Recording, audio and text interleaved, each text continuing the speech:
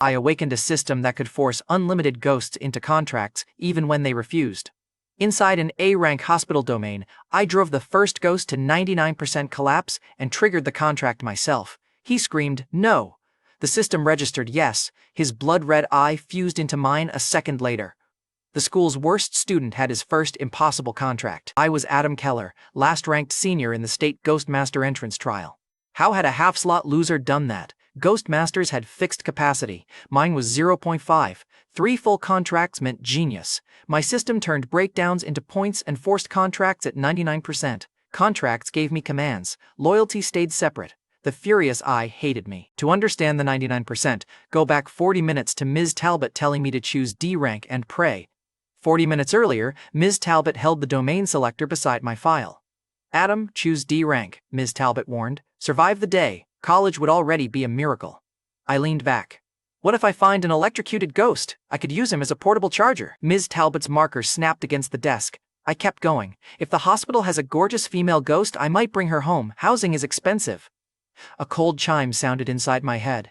Emotional collapse, system bound. Emotional collapse caused 100 points. Starter reward, contract capacity increased by 2. Forced contracting unlocks when a target reaches 99% collapse. My new body had the lowest theory score and 0.5 capacity. Students laughed. People saw one bad number and started planning your funeral. Ms. Talbot pointed at the door. You have half a contract slot and 0 shame. I'd arrived in this ghost-filled world recently with another life's memories and gaming instincts. The system was the first thing here that liked my attitude. Ms. Talbot saw me sit up and frowned. Her marker stopped halfway to the board. She had expected embarrassment. I was grinning at the red selector instead, and the class laughter thinned into nervous silence. Her punishment had just funded my future. Beautiful. Teachers really do change lives. D rank was safer. A rank meant one day in Blackwater City, where veteran teams had vanished. Ms. Talbot grabbed my wrist. Adam, that's a rank. Real injuries, real deaths. I pressed confirm. The selector flashed red. A rank chosen. The choice locked before Ms. Talbot could cancel it. Her grip tightened. The top scorers leaned forward, waiting for me to regret the first decision they could not explain. I pulled free. You called college a miracle. I'm trying the miracle route. The top-ranked girl near the window finally looked up. Let him go. A rank needs casualties too. Her glasses-wearing shadow laughed. His score can't fall below last place. Their amusement produced another system ping. Small reward. Excellent customer service. That afternoon, the A-rank gate dropped me inside Blackwater Memorial with 5 top scorers. The gate vanished. Paper Proctor, the paper figure administering the domain, floated through the dead lobby with tiny cameras behind him. Paper Proctor handed us red withdrawal seals. Survive until noon tomorrow and contract 1 ghost. Tear the seal to leave. Withdrawal ends your trial. Highest score earns the rare upgrade Pearl. The entrance scanner displayed my public record above the doors. Adam Keller. Contract capacity 0.5. The top-ranked girl smiled. Her shadow laughed for her. I let them enjoy it. They were about to become unpaid system employees. When the lobby doors opened, I widened my eyes and stumbled backward. More than 50 ghosts, I whispered. Both halls, run! 5 elite candidates sprinted away. 1 even dropped his withdrawal seal. I picked it up and waited. When they returned with weapons drawn, the system paid me for panic turning into rage. Emotional collapse caused 100 points. I returned the seal. Safety test. You all passed the running portion. The glasses-wearing shadow called me a dead man. I thanked him for the points. The prank wrecked my credibility. Future me would pay. I had a system store and no self-control. A system prompt pulled me toward the eye clinic. Intermediate fierce ghost detected. Body completeness, 1/2. The top-ranked girl blocked the door with her shadow and a blonde tag-along. This room is ours. A half-slot loser would only feed it. I gave them the doorway. Please, talented people first. Her shadow smirked. At least he knows his place. 10 seconds after they entered, a scream hit the hall. The blonde tag-along crawled out first. Blood ran beneath the glasses boy's nose when he followed. The top-ranked girl came last with one sleeve torn and both pupils shaking. She still sneered. The ghost is too strong for you. I looked past her. Thanks for checking. Inside the clinic, a giant blood-red eyeball hung from a ceiling fan blade by a knot of veins. Their injuries proved eye contact triggered its illusion, so I watched the wall switch instead. The hanging eye laughed above me. Little human, look at me. I flipped the fan to maximum. The hanging eye whipped around the room. His laugh became a scream. After 3 rotations, black fluid sprayed across the tiles. The collapse meter rushed through 40%, 70%, then 88%. I held the switch. Contract with me, and I stop the fan. Never, the eye ghost screamed. I raised the speed. Fine, stop it first, my eye is dry. Bring me drops.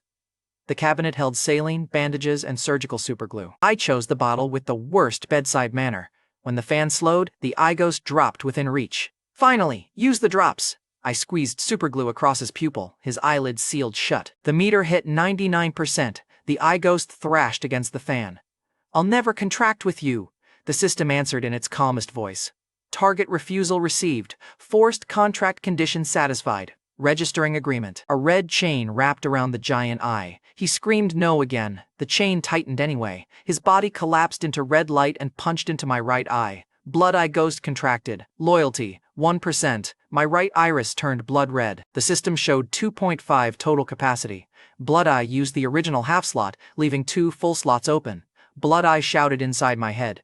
Release me, you shameless fraud. He tried to clamp my right eyelid shut. The contract flashed red and forced it open again. I had command authority and an angry roommate behind my forehead. Great planning, Adam. I spent points before he could sabotage me. Blood prison illusion unlocked. Eye contact can immobilize a target for roughly 10 seconds. Blood eye went quiet. You restored my technique already? I told him. Try gratitude, Blood eye replied. Try eye drops. Fair. That one was going to live rent-free. Blood eye snapped. If you die, I get dragged down with you. I asked, so this is concern? Blood eye answered. This is self-preservation. His loyalty climbed to 4%. Restoring his technique had earned respect faster than politeness ever would. The number my school had laughed at no longer controlled me. Blood eye tried to drag my gaze toward the floor. The contract pulled it back. This is kidnapping, he snapped. You were hanging from a fan and attacking students. That was my home. Our legal dispute was moving quickly. Mutual self-interest apparently counted as ghost friendship, and I had started relationships on worse terms. A paper camera hovered outside the clinic. Paper Proctor folded a charcoal note into his own chest after watching the impossible contract. Through the clinic wall, my new eye picked out 3 warm outlines waiting outside. Spectral sight had arrived before the welcome speech. The top-ranked girl saw the camera, then looked from my red eye to the sealed door. Her hand moved toward her withdrawal seal. When her glasses-wearing shadow noticed, she pulled it back. Good. The exam had witnesses, and the loudest rival had touched her exit seal for the first time. Minutes later, in the hospital stairwell, the same elites sprinted past me with 6 corpse-gray ghouls behind them. The top-ranked girl shouted over her shoulder, "Bridget Sloan! Remember the name when they collect your body!" Her glasses-wearing shadow was Derek Hensley, the professional bootlicker who treated her cruelty like a scholarship program. Derek slapped the last ghoul between the shoulders and pointed at me. "There's your meal!" Bridget's group ducked around the stairwell. Derek's shove made the plan obvious. I was the shield while they escaped. The ghouls filled the corridor shoulder to shoulder. The lead one opened a jaw full of broken teeth. 2 more crawled along the walls, which felt unnecessarily athletic for dead people. I met the leader's cloudy eyes. A thin red thread connected our gazes. Blood eye warned, 10 seconds on weak targets, less on anything stronger. Then recovery. Blood prison illusion fired. All 6 froze mid-charge. Their claws hung inches from my chest. One still twitched. Another kept dragging a foot despite the illusion. Blood eye strained inside my skull and warned me the stronger targets would break first. The skill had bought 10 seconds. That was enough if I stopped admiring it. A surgical bone saw sat on an abandoned cart.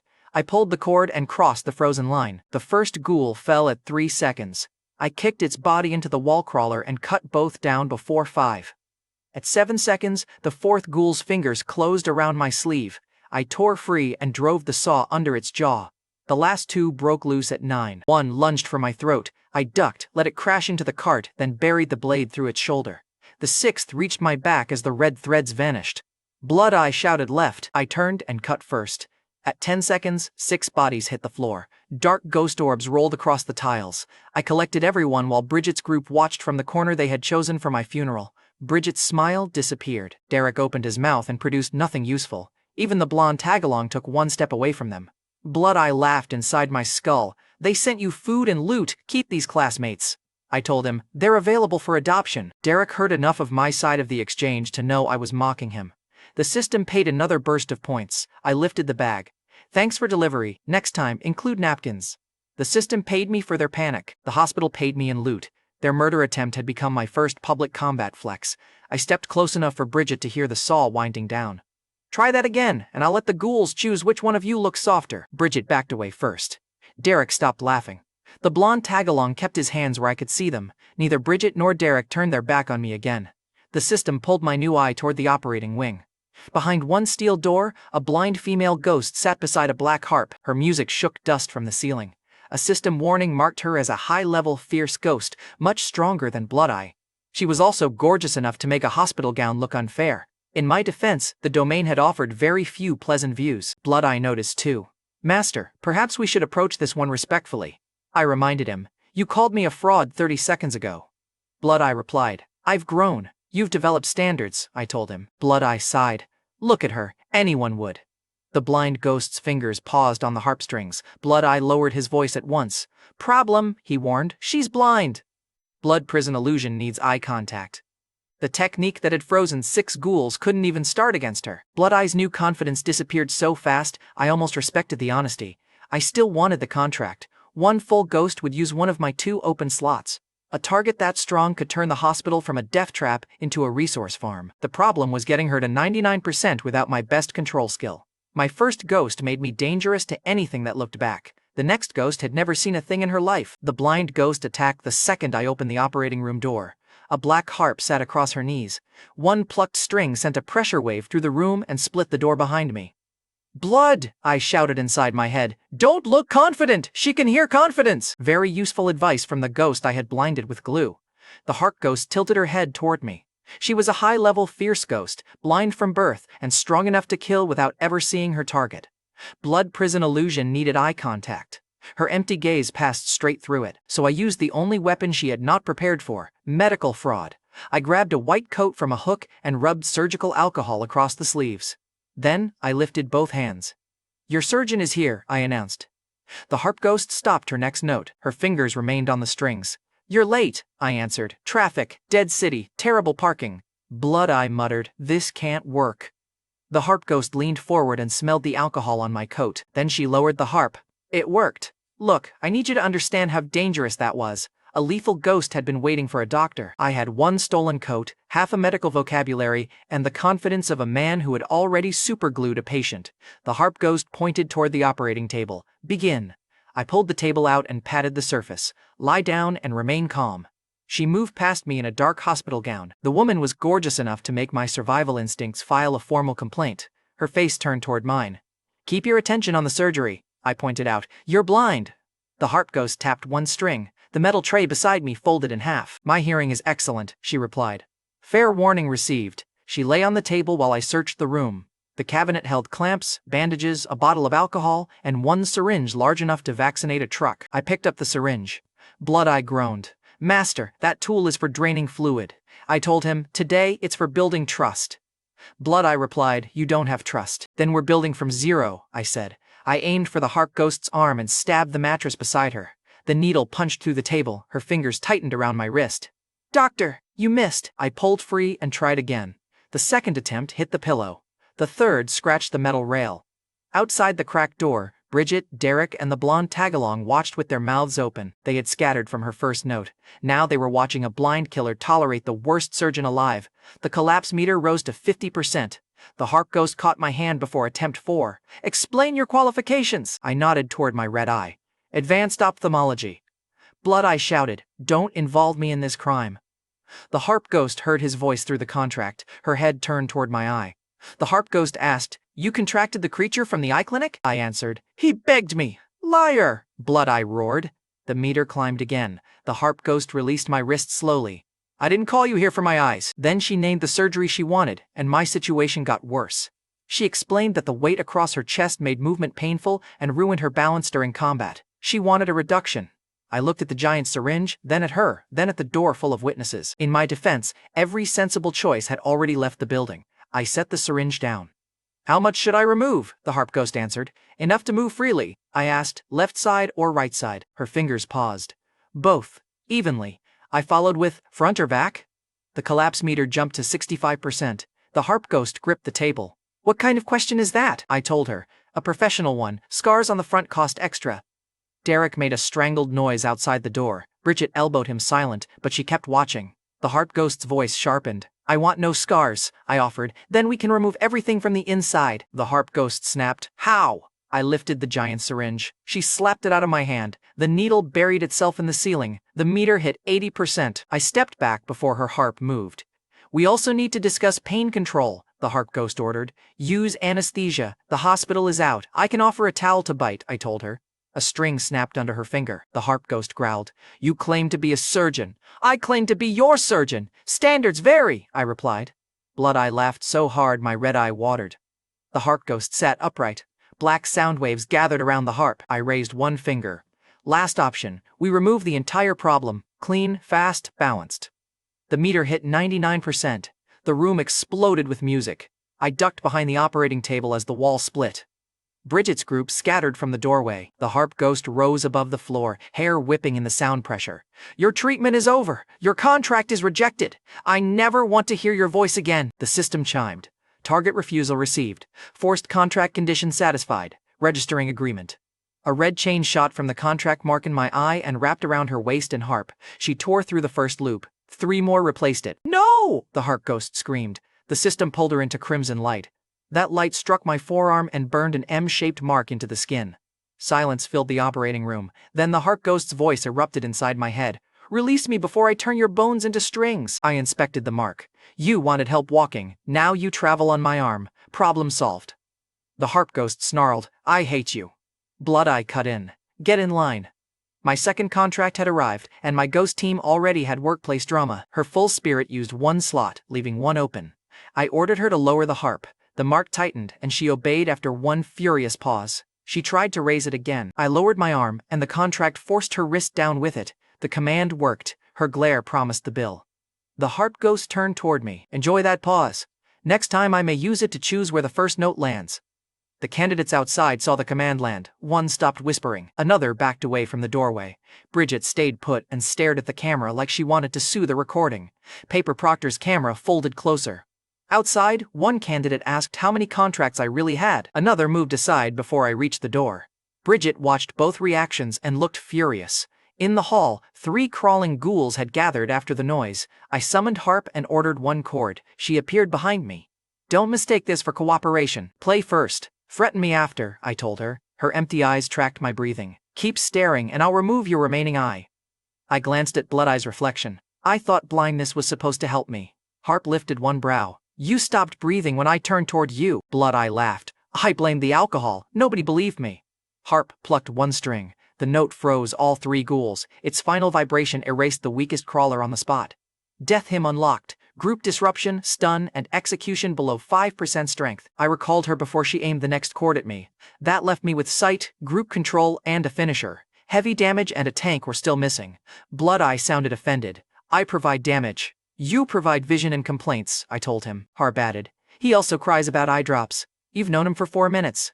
4 exhausting minutes, Harp replied. Hostile banter, improving chemistry, nobody had agreed to either. An hour before midnight, the hospital announced that contracts now bought beds and barriers. Paper Proctor's voice filled every hall. 2 contracts receive ICU shelter, food, and a sealed barrier.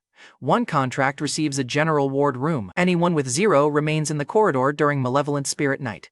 Room rights may be transferred. Before Paper Proctor finished, the uncontracted candidates started begging. The 1 contract students grabbed their room tokens and shut doors before anyone could bargain. Power had become a mattress, a meal, and a barrier.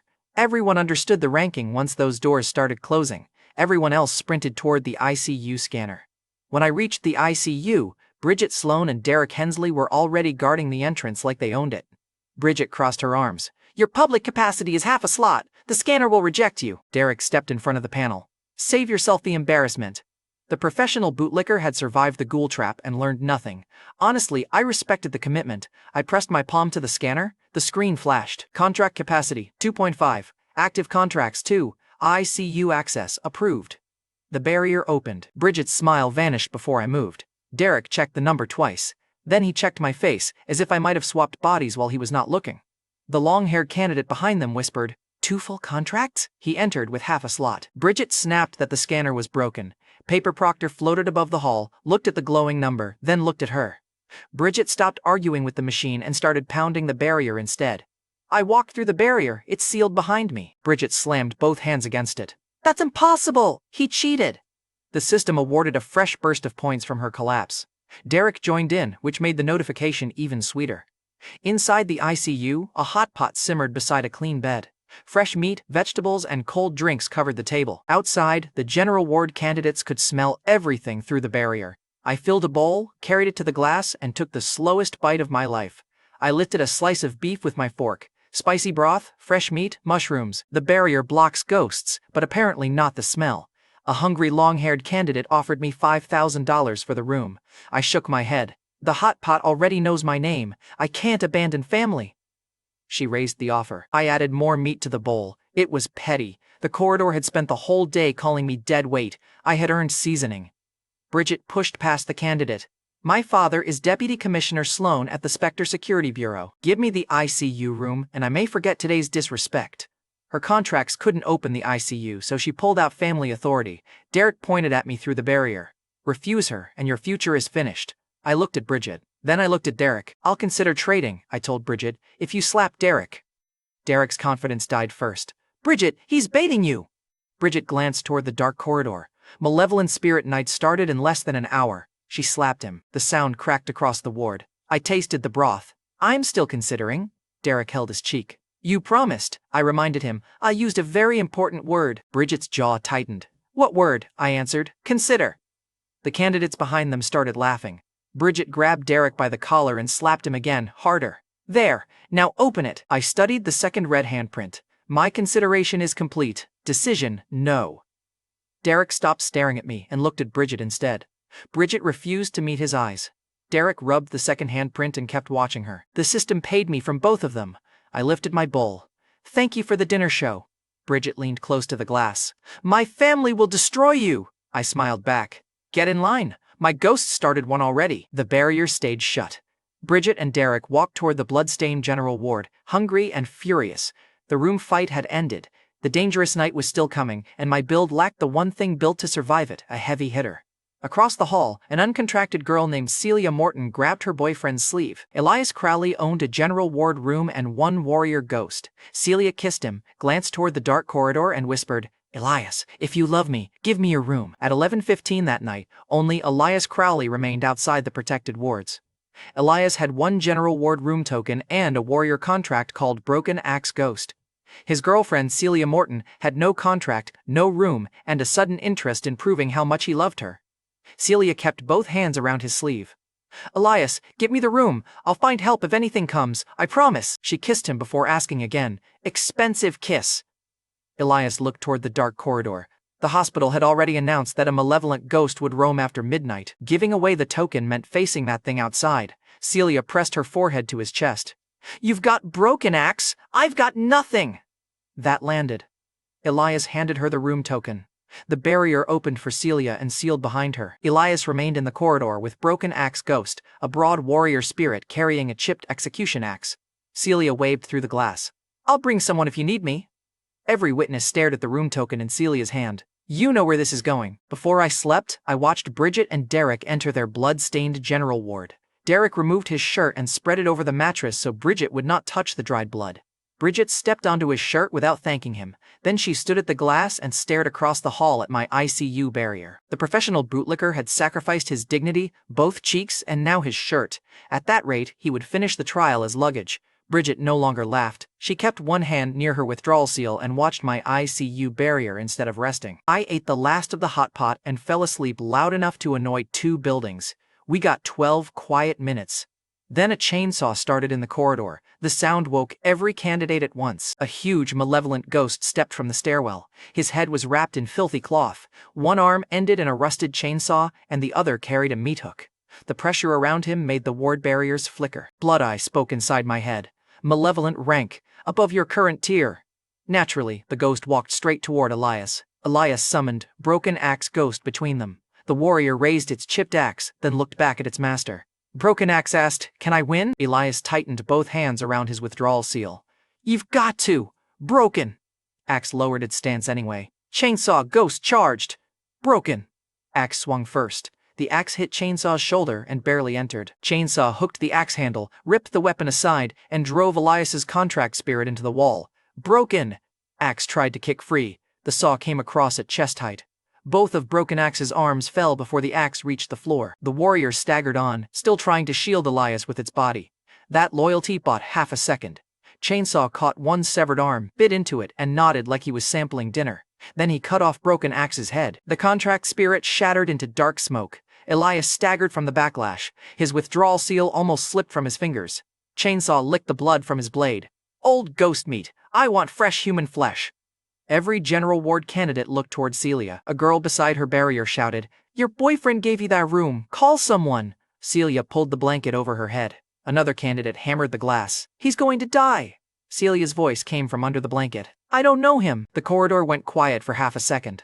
Man, she had used love to get the room, then denied the boyfriend existed. Elias heard her. He stopped looking toward her room and clenched the seal. Chainsaw smashed him into the wall, pinned his shoulder, and cut through his left arm. Elias screamed. The severed arm hit the floor. Chainsaw grabbed it and tore off a mouthful before dropping the rest. Celia stayed under the blanket. Chainsaw hooked Elias's leg and raised the saw again. Elias grabbed the withdrawal seal with his right hand. Pain locked his jaw, and the paper bent without tearing. I reached the ICU barrier. "Elias, bite the seal!" He looked at me through the blood in his eyes. "Use your mouth," I shouted. "Tear the corner, now!" Elias shoved the seal between his teeth and jerked his head sideways. The paper ripped as the chainsaw dropped. Red light wrapped around him. The blade cut empty air, and Elias vanished from the domain. Paper Proctor's voice filled the hall. "Elias Crowley has withdrawn! Trial status eliminated!" He'd lost an arm and his contract ghost. He was alive. That relief lasted one breath. Chainsaw looked at the empty space, then turned toward me. I'd stolen his fresh meal. Celia finally lowered the blanket. The candidates around her stepped away as if cowardice might spread by contact. One boy pointed at her room token. "He paid for your safety with an arm. You denied knowing him." Celia hugged the token to her chest. "I never forced him to give it." Nobody answered. Nobody moved back toward her. After I helped Elias escape, the hungry ghost turned on the person who stole dinner, me. Chainsaw walked to the ICU barrier and slammed his blade against it. Sparks sprayed across the hall. The barrier held. He pointed the meat hook at my face. "Come outside." I lifted my hot pot bowl. "You had a whole arm 5 seconds ago. Pace yourself." His blade hit the barrier again. The emotional collapse system gave me a small notification. I moved closer to the glass. "What happened? Food insecurity?" Chainsaw roared and struck harder. The meter reached 80%. He had the exact role my team lacked: tank pressure, heavy damage, and the emotional stability of a kicked hornet. Blood Eye understood first. "You want to contract him," the Harp Ghost snapped. "He'll eat you," I replied. "Then I should negotiate before dinner." I dipped my forearm into the hot pot steam and rubbed spicy broth across the skin. The smell reached Chainsaw through the barrier. His blade slowed. I opened the ICU door and stepped outside.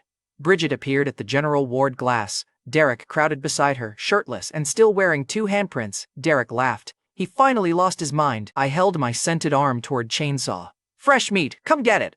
Chainsaw lunged. I stepped backward into the ICU. His teeth struck the barrier. The meter jumped. The barrier only sealed after my whole body crossed.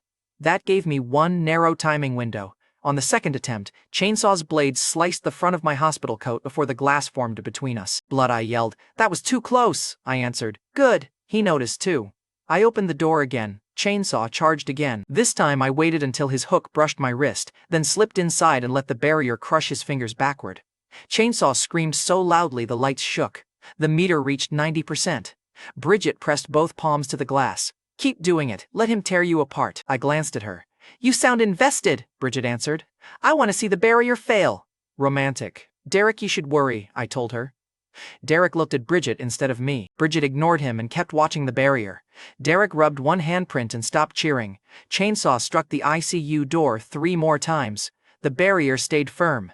Then, he stopped. He stared at me, stared at the hot pot arm, and turned away. The collapse meter began falling. He had become too frustrated to eat. My target was leaving. So I opened the door and ran after him. Every candidate shouted at once. Derek slapped both hands against the ward glass. "He's chasing the malevolent ghost!"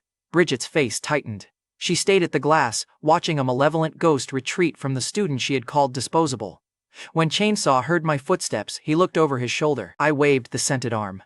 "You forgot dessert!" He ran faster. A malevolent ghost had entered the hospital as the predator. 5 minutes later, he was fleeing a high school senior carrying leftover broth. Beautiful. Just beautiful. The chase crossed the surgical wing. Chainsaw knocked carts into my path and cut through 2 steel doors without slowing. One cart trapped my ankle against the wall. I kicked it free before the returning blade cut through the space where my head had been. From behind the ward glass, the chase looked funny. One missed step would still cut me in half. Blood-Eye tracked his movement through walls. The Harp Ghost counted the distance from my arm mark. The Harp Ghost warned, 20 yards. If he reaches the stairwell, the contract attempt is gone. The collapse meter hovered at 92%. I needed 7 more points of misery before he escaped my range. Chainsaw reached the end of the corridor and turned.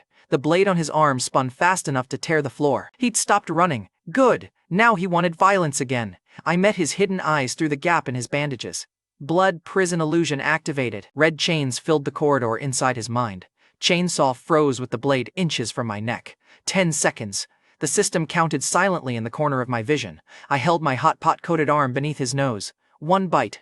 That's all you wanted. His jaw strained against the illusion. 4 seconds.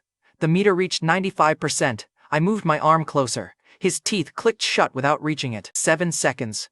Collapse reached 97%. Red chains started breaking. The illusion had never held a malevolent ghost before. Blood-Eye groaned inside my skull from the strain. 9 seconds. Chainsaw's blade moved 1 inch. I pulled my arm away and slapped him across the face with the same spicy hand. The illusion shattered. Chainsaw's roar blew me backward across the tiles. The meter hit 99%. I triggered the contract before his blade reached me. Red chains burst from my forearm and wrapped around his body. Chainsaw dug the saw into the floor and fought the pull. No contract. I'll eat you first. The system answered. Target refusal received. Forced contract conditions satisfied. Registering agreement. Chainsaw screamed as the chains dragged him into red light. The light struck my other forearm and burned a jagged saw-shaped mark into the skin. Paper Proctor's voice broke across the hospital speakers. Chainsaw Ghost has been removed from the hostile roster. The paper figure floated into the corridor and stared at the new mark. His folded mouth opened, closed, then opened again. Paper Proctor finally asked, did the malevolent spirit accept the bond? Chainsaw's voice thundered from the mark. No. Paper Proctor's paper face creased down the middle. Even bureau elites cannot complete a contract after a malevolent spirit refuses. I raised my arm. He's still processing the relationship. Paper Proctor recorded the completed bond and floated away. That was the closest Paper Proctor came to losing professionalism. Back at the wards, Bridget and Derek watched the broadcast indicator change from hostile to contracted. Derek whispered, "He came back." Bridget gripped the barrier frame hard enough to whiten her fingers. That ghost was malevolent rank. The blonde tagalong moved 2 steps away from them. He had stayed glued to Bridget all day. Now he kept glancing toward my corridor instead. Derek called the contract fake. Chainsaw roared from the mark loud enough to rattle the barrier, and Derek stopped talking. They'd waited for my death. The hospital indicator showed my 3rd contract instead. Payday. After the 3rd mark formed, I tested the bond inside the ICU. The mark bulged under my skin. A chainsaw blade pushed an inch through the red light before I forced it back. Chainsaw growled, "Meat!" I ordered him to withdraw. The blade shook for 3 ugly seconds, then sank back. His obedience could still tear my arm open. 2 skill names flashed while the mark strained. Bloodthirsty turned damage into strength. Chainsaw Frenzy released that strength in 1 violent sweep. The 3rd mark filled my last open slot. Control, execution, tank, and damage. Complete build. I was still a Tier 1 Ghost Master controlling a malevolent ghost above my tier. 1 bad loyalty swing could break the mark or break me. His loyalty made Blood-Eye look affectionate. Blood-Eye announced that the first contract meant seniority. Harp asked whether half a ghost counted as half a supervisor. Chainsaw answered by revving hard enough to split the skin around his mark. That ended the meeting. Blood ran around the red seal, so the control problem needed no lecture. I had built a combat team and started the worst group chat in the hospital. I opened the empty meat tray. Work with me and I'll feed you. Try eating me and I'll buy vegetarian groceries. Chainsaw went silent. Blood-Eye whispered. Cruel. Harp agreed. Effective. For once, my ghost team reached consensus. I'd completed the build I wanted. Every partner still treated obedience like a personal insult. By morning, the newest one would be the only partner able to hurt an enemy nobody else could even see. Dawn, I walked out eating while the general ward looked half dead. Bridget Sloan and Derek Hensley had spent the night hungry, injured, and furious. Celia Morton had spent it beneath the blanket Elias bought with his left arm. I finished the last piece of meat from the ICU and looked through her barrier. Sleep well? I asked. Elias probably didn't. Missing an arm makes rolling over awkward. Celia sat up and clutched the room token. He gave it to me. I never forced him. The candidates around her turned their faces toward the glass. I counted on my fingers. You begged, kissed him, promised help, then hid while he screamed and denied knowing him. Celia snapped. He made his own choice. Sure, I told her, and you made yours after the chainsaw arrived. The system paid me when her face tightened. I held up the empty breakfast bowl and let Bridget smell the broth she had missed. Her stomach growled before she could insult me. Derek looked away from the bowl. Bridget rolled her eyes, but he kept watching Celia. Even the professional bootlicker looked disgusted. The blonde tagalong moved his bedroll farther from her door.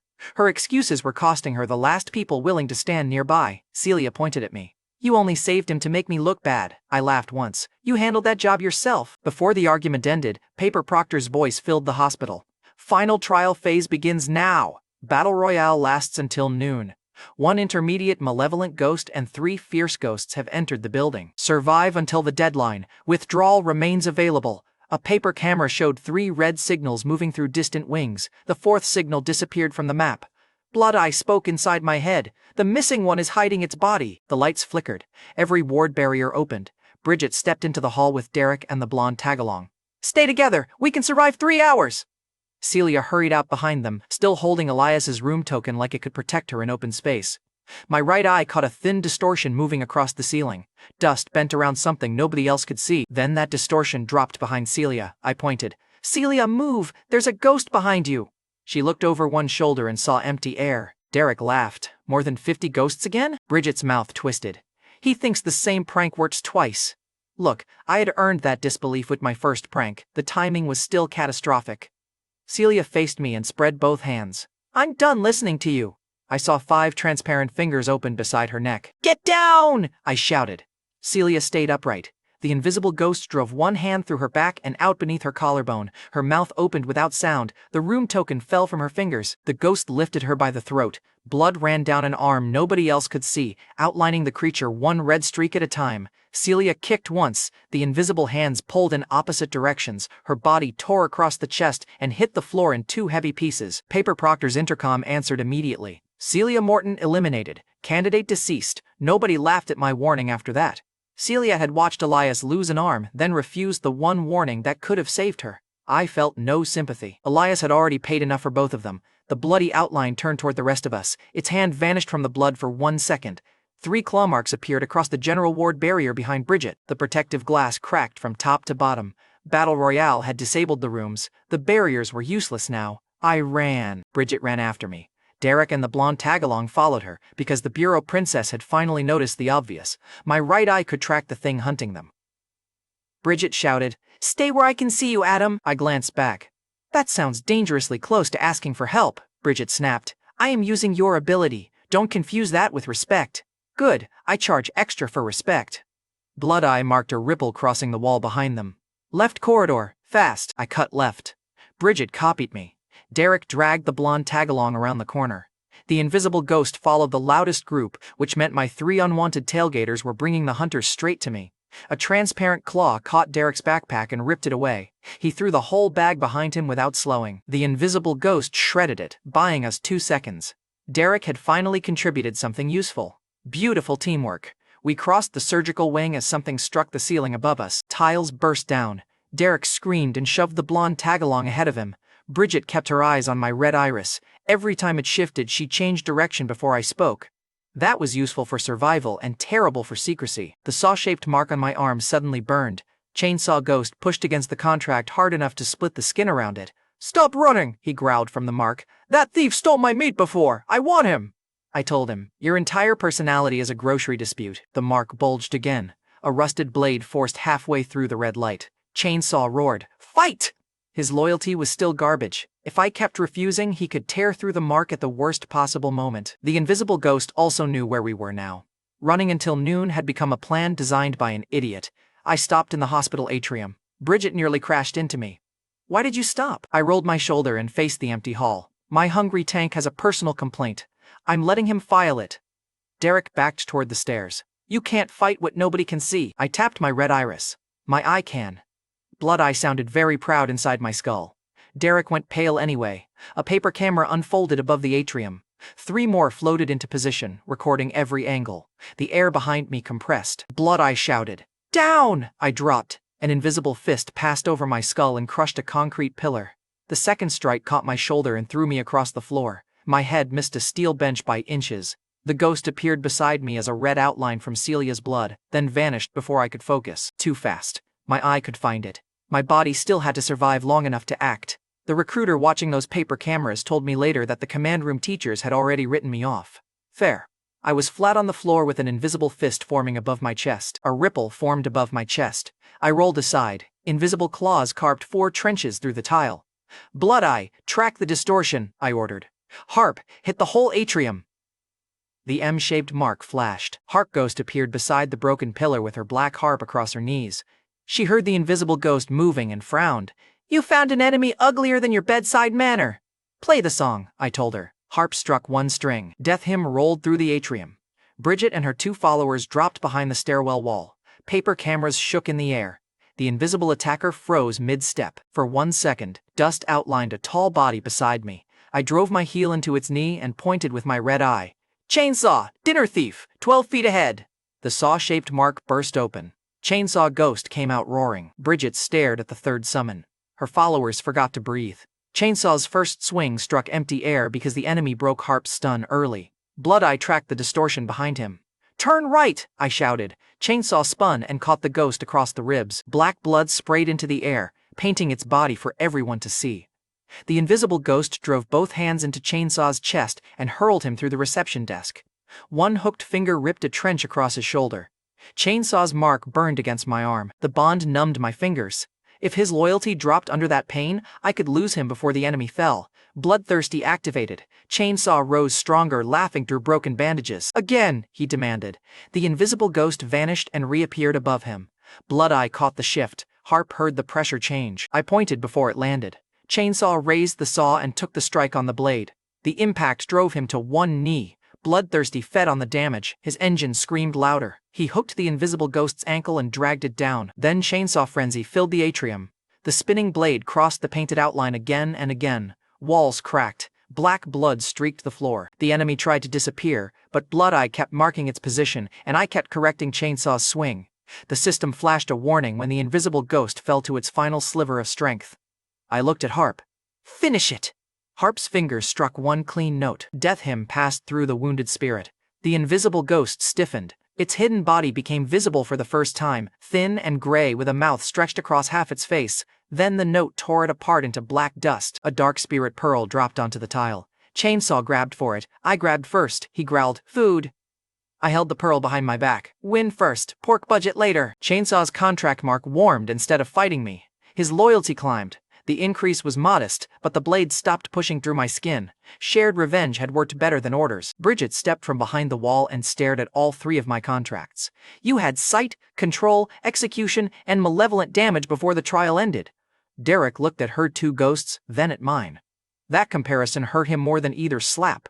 The blonde tagalong moved to my side of the atrium without asking permission. Paper Proctor floated down beside the pearl. His folded face held the same expression as a man finding a wolf inside a school backpack. The kill belonged to my team. Paper Proctor only recorded it. He folded a fresh charcoal note into his chest, and 1 camera shot toward the ceiling. Somebody outside the hospital had noticed. Bridget watched it disappear and tightened her grip on her withdrawal seal. Derek asked whether the note meant disqualification. Paper Proctor ignored him. The blonde tagalong looked from my pearl to Bridget's contracts and stayed on my side of the atrium. The other 3 fierce ghosts kept hunting in distant wings, so I looted with 1 eye on the noon deadline. Blood Eye found rings, watches, and 2 sealed pouches on bodies across the wards. Paper Proctor followed in visible disappointment. He asked, "Are you looting trial casualties?" I tightened the bag. "I'm preserving valuables from the environment," Blood Eye whispered. "Take the gold chain under the coat." I took it.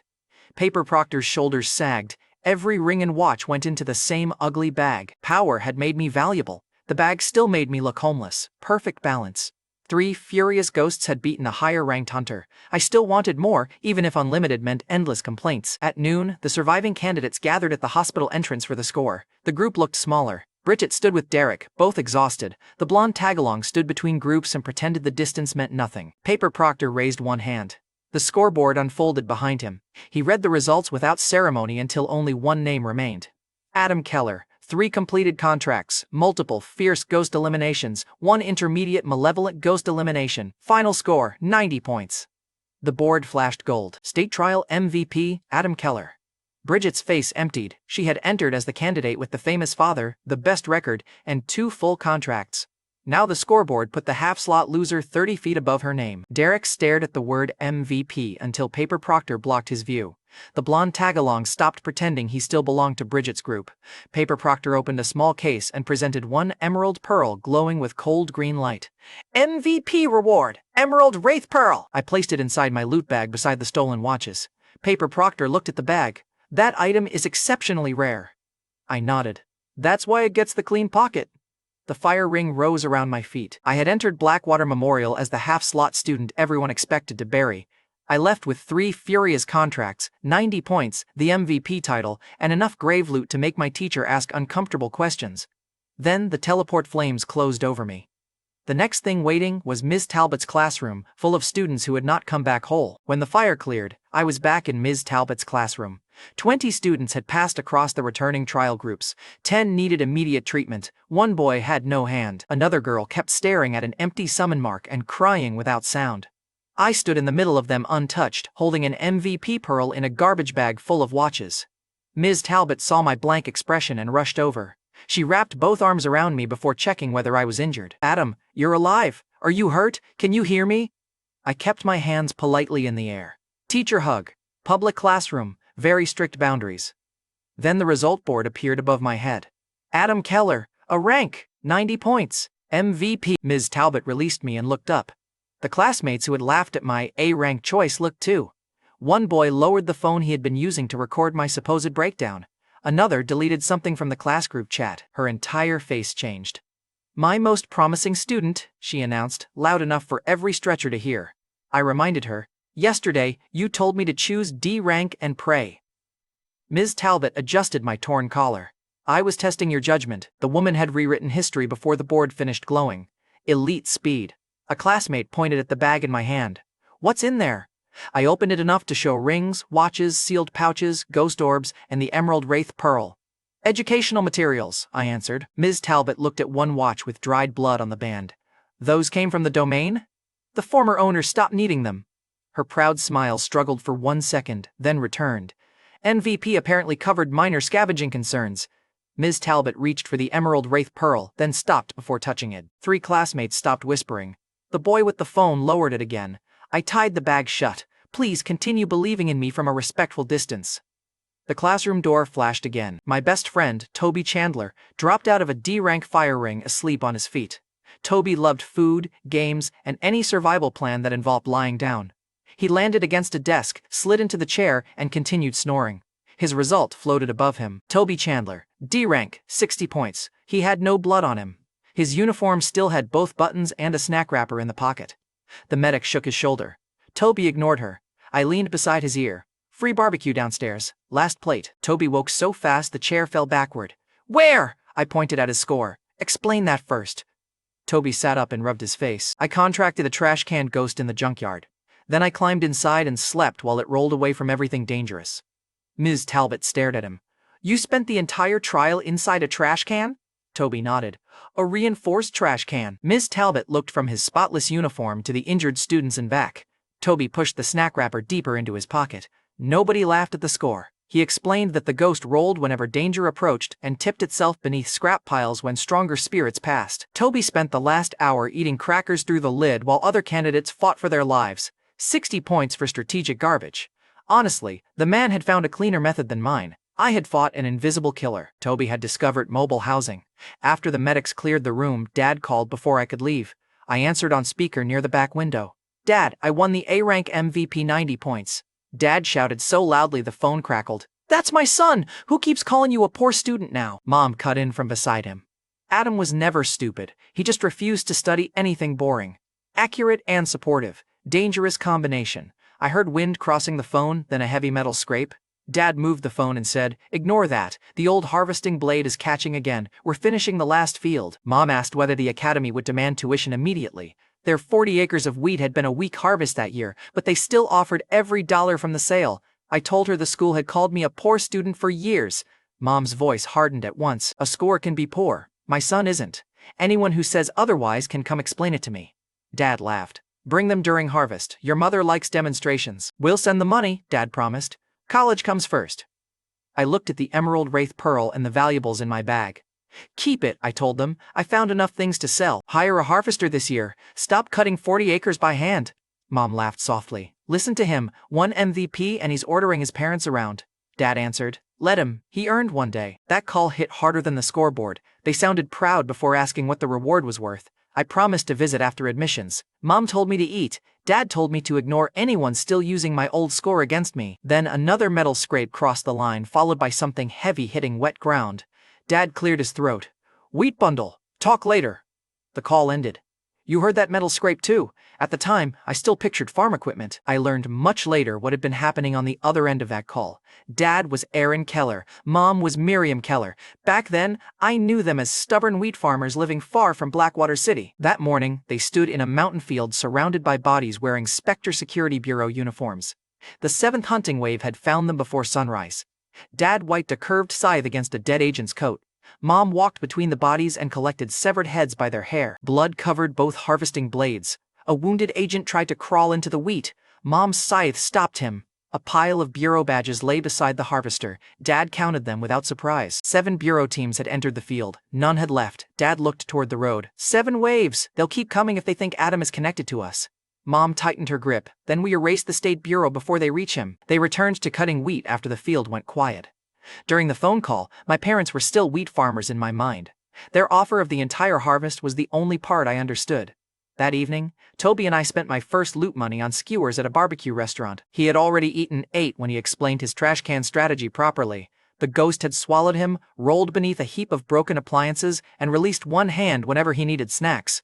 It was tactical concealment, Toby insisted. I looked at the sauce on his face. You slept inside haunted garbage. And scored 60. Respect the build. Chainsaw growled from my arm when Toby ordered more meat. Toby heard the mark and stared.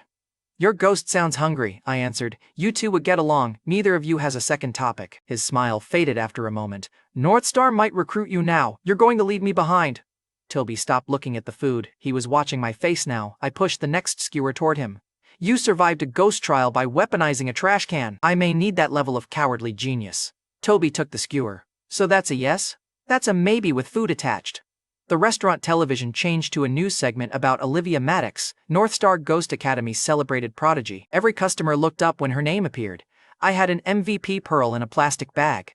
Olivia had studio lighting and a lower third graphic. Olivia stood beneath studio lights in a spotless uniform while reporters praised her contract talent, family resources, and guaranteed academy future. She looked calm enough to make danger seem like a staff problem. Toby pointed at the screen. She's the state's golden girl. Northstar built half its promotion around her.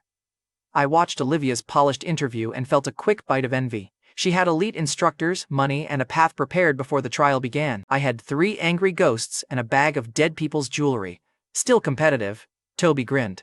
You like her? I told him. I like her budget. He reminded me that the girl he had chased for months still ignored his messages. I looked at his sauce-covered shirt. Your romance strategy involved 6 food emojis and a picture of fried chicken. She made the correct call. Toby clutched his chest. Personal attack. A Northstar recruitment banner rolled beneath Olivia's interview. Toby tapped it with one greasy finger. He tried to sound casual, but his eyes stayed on the academy crest. His own theory score had never put Northstar within reach. The joke disappeared from his face for one honest second. MVP candidates get direct offers, he said. They'll call you. I expected the next important call to come from an academy. After dinner, I took a taxi toward my home in Briarwood District. 10 minutes later, the driver passed my exit and turned onto an empty service road. I leaned forward. Briarwood was the other way. The driver kept both hands on the wheel and smiled at the dark windshield. I pulled the door handle. The lock clicked down again from the driver's controls. Blood Eye scanned the roadside and found 3 warm bodies waiting beyond the next warehouse gate. His phone connected to someone outside the car. Your cargo is here, he said. Outside the city, the taxi drifted to a stop where a clown-faced girl was waiting. Abandoned warehouses gave them an empty road, no witnesses, and every exit. Beside a rusted gate stood the girl, the driver, and 1 knife henchman. The driver unlocked my door. Cargo delivered. Blood Eye counted the exits through my right iris. The warehouse gate was chained. The taxi blocked the road behind me. 3 humans had spread into a triangle before I finished stepping out. They had planned the handoff. I had planned dinner. Clear advantage to the criminals. I stepped out with my loot bag and looked at the clown paint covering the girl's face. White cheeks, red smile, dark twin braids. Very pretty eyes hiding behind a terrible career choice. She tapped a short blade against her palm. Hand over every ghost pearl, then decide which kidney you like less. I looked down at myself. Bad news. Both kidneys have been through hospital hot pot. Resale value is tragic. The knife henchman blinked. The clown-faced robber leaned closer. I can take one and let the buyer complain. I asked which buyer accepted returns. She told me the buyer accepted silence. The knife henchman laughed too loudly, because people holding knives always need you to know they understand the threat. The system chimed when irritation moved across her painted smile. I pointed at her eyes. Separate question, do those ever blink? She stopped. No, never, never. I studied her face. They must get dry. Her knife lowered 1 inch. They don't. Windy road. Heavy makeup. No blinking. You need drops. Blood-eye laughed inside my skull. At last, another patient. The clown robber's right eye twitched. Emotional collapse caused 20 points. I nodded seriously. There. That twitch looked painful. She lifted the blade toward my throat. Keep staring and I'll take both eyes with the kidney. I tapped my red iris. One eye is already occupied. The tenon is difficult. Blood-eye snapped. Do not involve me in organ negotiations. The robber heard only my side and stared harder. More points arrived. Their robbery was funding my system before the fight even started. Efficient criminals were rare. The knife henchman ruined the conversation by lunging. The moment his blade moved, the robbery stopped being funny. I twisted aside.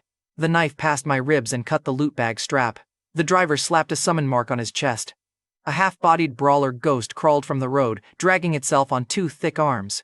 The knife henchman released a one-eyed keg ghost sloshing with black liquor. It opened its mouth and sprayed sour mist across the road. The smell hit first. My balance went second.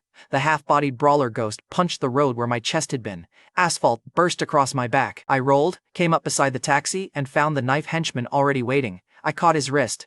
Then the mist reached deeper.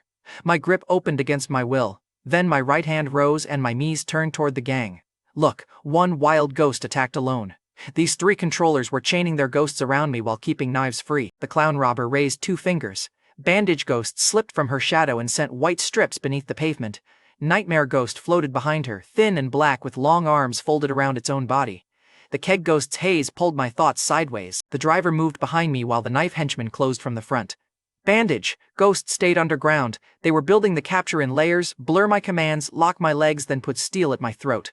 The clown robber smiled. Kneel and this ends cleanly. I slapped myself across the face. The sound cracked across the road. My vision sharpened for half a second. She stared. Did you just hit yourself? I slapped the other cheek.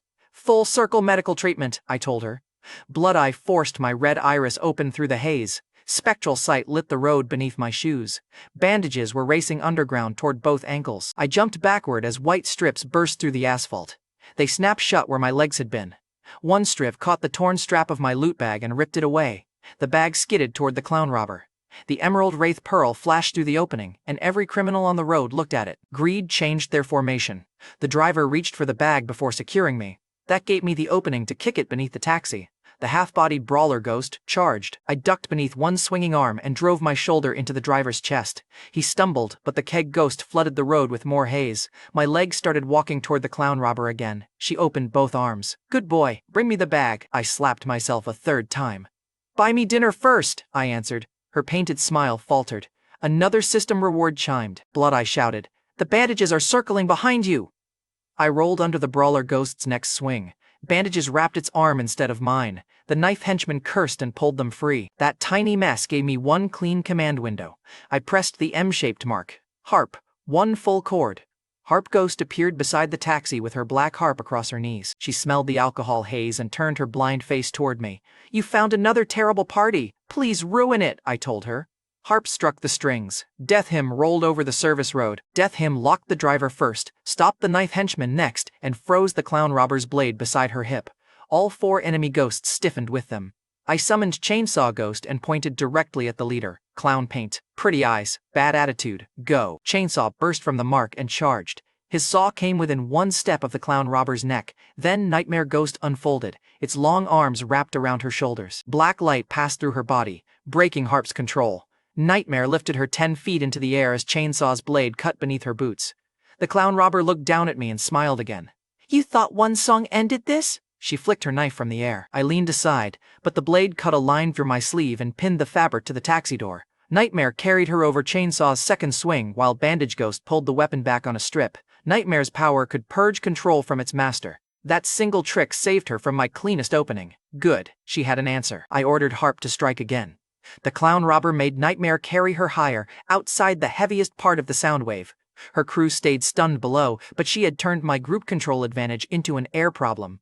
The driver recovered first and dragged the knife henchman toward cover. From the air, the robber kept calling targets instead of panicking. The robbery was falling apart, but she was still holding her crew together. Chainsaw did not appreciate answers. He spun toward the nearest moving target. The knife henchman had just broken free and was dragging the stunned driver toward the taxi. Chainsaw crossed the distance first.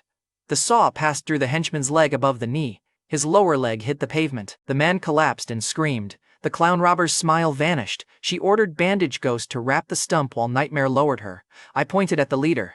Chainsaw, ignore the snack. Get her. Chainsaw crouched beside the severed leg. He took one bite. I closed my eyes for half a second. Of course! The hungry tank had abandoned a kill order for roadside takeout. A heartbeat later, the keg ghost rolled forward and slammed the leg away with its wooden body. The meat bounced into a drainage ditch. Chainsaw stopped chewing. Every engine tooth on his arm went silent. The keg ghost looked up at him. Terrible decision. Chainsaw lifted one foot and crushed the keg ghost's head against the pavement. Black liquor exploded across the road. The wooden body folded inward and a dark pearl rolled from the wreckage. The knife henchman screamed louder. Beside him, the driver stopped fighting and helped Bandage Ghost tighten the wrapping. One last brawler charge ended when Harp's lingering note locked both arms. I kicked it away from the wounded man and kept Chainsaw between the gang and my loot. The clown robber landed beside them and pulled the wounded man against her shoulder. Blood had soaked through the first bandage. Her eyes moved from the stump to Chainsaw, then to the taxi. She chose the wounded man. Retreat, she ordered. The driver hesitated. We can still take the pearls. She shoved him toward the taxi. He'll bleed out. Move. She chose the wounded man over the pearls. Nightmare Ghost lifted behind her, ready to carry her if Chainsaw charged again. I picked up the keg ghost's pearl before anyone else remembered it existed. The clown robber saw me pocket it. Keep it. I'll take everything from you next time. I looked at the makeup around her unblinking eyes. One side had smeared during the fight, exposing smooth skin and a familiar cheekbone. Next time, blink, I told her. You missed the part where your barrel became flooring. Her eye twitched again. The system paid me. She pointed the knife at my chest while the driver loaded the wounded henchman. I'll remember your face, Adam Keller. The way she used my name told me the kidnapping had never been random. The MVP announcement had turned me into valuable cargo before I even left school. I smiled. Good, mine has less paint, she shot back, and less sense. You still kidnapped it, I replied. That earned the smallest smile before she caught herself. Apparently, my kidnapping had entered hostile flirt territory. The taxi tore away while Bandage Ghost worked over the wounded man's leg. Nightmare Ghost floated through the rear window like a dark escort. After their taxi escaped, I compared the leader's face to Olivia Maddox's news photo.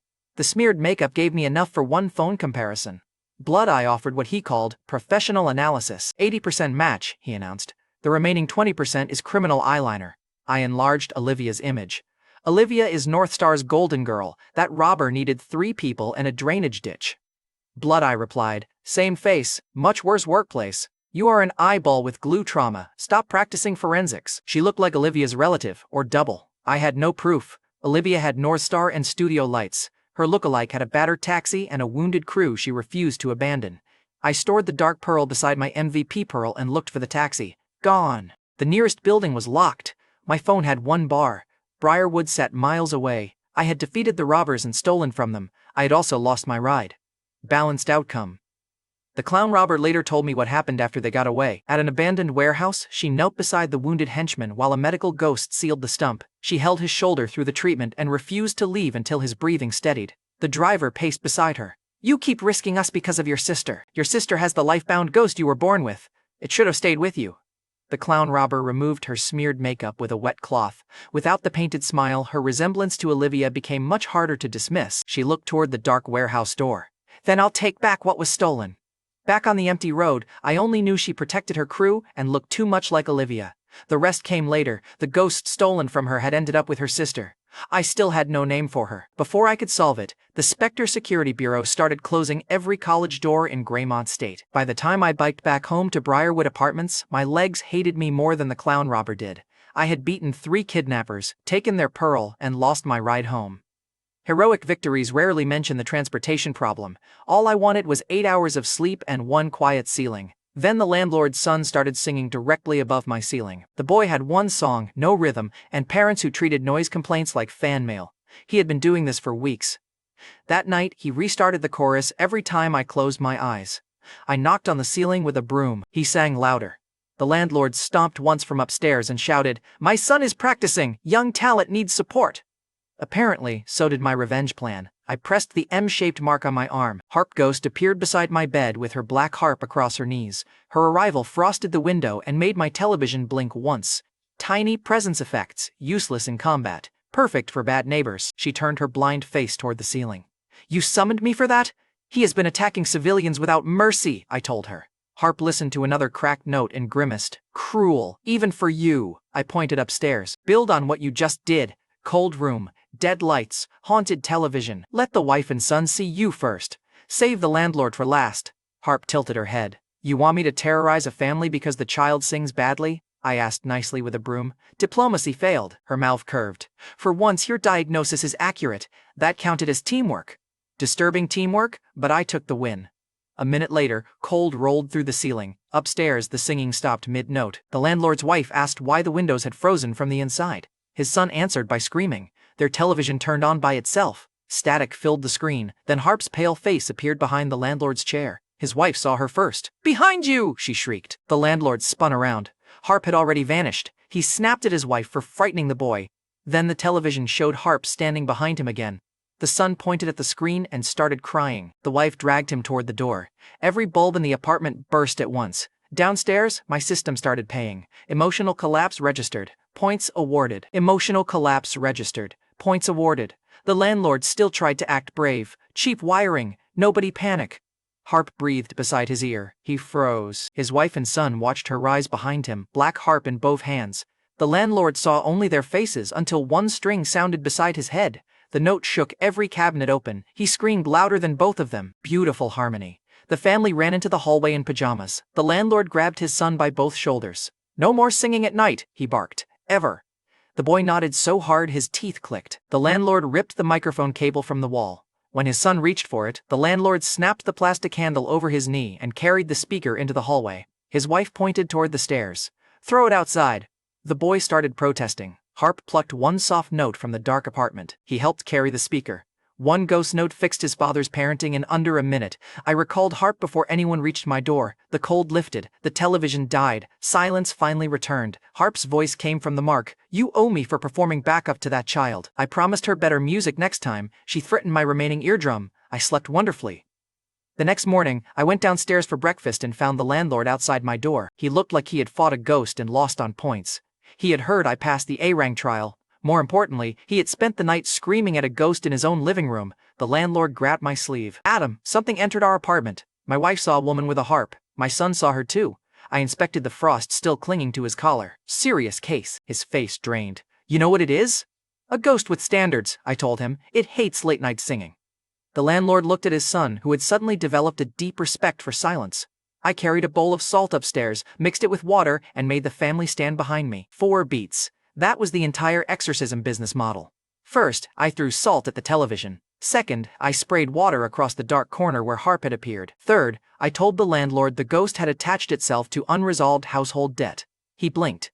"Whose debt?" I handed him my rent notice. 5 months, very spiritual number. His wife slapped the paper against his chest. "Cancel it." The landlord stared at me, then at the frozen television, then at his son. He tore the notice in half. 5 months forgiven, he said. "Just remove her." I lifted the salt bowl and spoke toward the empty room. "Your complaint has been resolved. Please stop terrifying the paying residents." Harp laughed inside my arm. The last patch of frost melted from the wall. The landlord nearly bowed. His wife called me gifted. The boy promised never to sing after dark. Fourth, I pointed the wet spoon at him. "Break that promise and she starts requesting encores." He covered his mouth with both hands. The person who caused the haunting had just been paid to remove it. 5 months of rent vanished before breakfast. Petty and effective. The receipt was in pieces. After the rent disappeared, Toby invited me into a ranked match. He joined from home with food already crunching beside his microphone. "You sound rested." I solved a neighborhood dispute. Toby asked, "Did anyone lose a limb?" "Only their security deposit." Toby accepted that answer immediately. "Good friend." The opposing team had one player using a bandage ghost avatar. My first ambush triggered a system chime. Emotional collapse registered. Points awarded. I stopped moving. Toby shouted, "Adam, why are you standing in the tower lane? Research!" The bandage player returned through the same route. I ambushed again, collected another notification, and camped the next escape path. At 0 and 3, the player typed that I had no life. I checked the timer. "We have been here 7 minutes. Their evidence is weak." Toby rolled his trash can avatar through enemy vision. The bandage player chased him, exposed the route again, and funded another system ping. Distance did not matter. I didn't know who sat behind that screen. The system only cared that I caused the breakdown. Look, giving a former competitive gamer supernatural rewards for targeted annoyance was irresponsible design, so naturally, I tested the limit. At 0 and 4, the player abandoned the tower lane for the jungle. I had already moved there. At 0 and 5, they hid behind the whole team. Toby rolled his trash can avatar into the front line and made everyone turn. I came through the back, collected the 6th takedown, and watched the bandage player stop moving for one beautiful second. At 0 and 6, the match ended. Remote emotional collapse confirmed. Total gained, 100 points. Toby stopped laughing when the total appeared. "Can you farm rent by annoying people online now?" "I already solved rent the traditional way," I told him. "Supernatural fraud." An angry friend request appeared before the victory screen finished loading. Toby read the message preview and whistled. "They want to discuss your family." I rejected the request. My family already has hobbies. The player stayed anonymous. All I had was the bandage avatar, the aggressive playstyle, and anger that felt strangely familiar. I spent the points instead. The game hall gave me enough to use the dark pearl from the roadside fight. I added several lesser ghost orbs from the hospital and kept the emerald wraith pearl untouched in its clean pocket. Blood Eye appeared in my reflection as the energy entered my right iris. The dark pearl cracked first. Black light flowed through the red pupil. A thin second ring formed around the first. Blood Eye groaned inside my skull. That pearl tasted like spoiled liquor. "You are welcome," I told him. His presence rose from fierce rank to beginner malevolent rank. The room bent around my sight for 1 second. Every wall became transparent, every ghost trace brighter. Then a new skill burned across my vision. Retaliation unlocked. The rule was simple. When an enemy control skill caught me, retaliation could cancel the control and reflect its direction back once. After that, the skill needed a long recovery. One answer. One cooldown. Use it badly and I stayed trapped. The dark pearl and lesser orbs were gone. Retaliation would answer once, then leave me trapped if I wasted it. Blood Eye studied the second ring through the mirror. His pride lasted until I reached for the eye drop bottle. "Keep that away from me," he warned. "Medical aftercare. You upgraded me with barrel waste. Your license remains revoked." The gang fight had exposed my weakest point. Control had nearly made my own body kneel. Now I had one hard counter ready for the next person who tried it. That afternoon, a heavy knock struck my apartment door. Outside stood a very shiny bald man with an expensive scholarship folder and a smile already trying far too hard. He introduced himself as Glenn Wallace, principal of Gravebridge Academy. Then he held up a full scholarship form and asked me to sign before I could read it. A minute later, Glenn Wallace stepped into my apartment with the scholarship form still open to the signature page. He was Gravebridge Academy's principal. He was also sweating hard enough to make the paper curl. Glenn placed the folder on my table. "Gravebridge needs an A-rank survivor. Full tuition. Free housing, immediate enrollment, sign here, Adam." He tapped a cracked bronze seal fixed to the cover. "Our charter predates modern bureau control. Full accreditation, legal domain access." I looked at the old seal, then at his smile. "You skipped the part where your school exists." Glenn pressed one palm to his chest. "Gravebridge has a historic campus, exceptional land, and a highly qualified faculty." Blood Eye whispered inside my skull. "He said land first. Good catch." I asked Glenn where Gravebridge ranked in Greymont State. His smile tightened. "Rankings cannot measure character. So last, independent." I asked how many graduates joined licensed Ghostmaster teams. Glenn reached for the pen. "Our alumni follow unconventional paths." "How many living alumni?" His hand stopped. The one-man sales department was already cooked.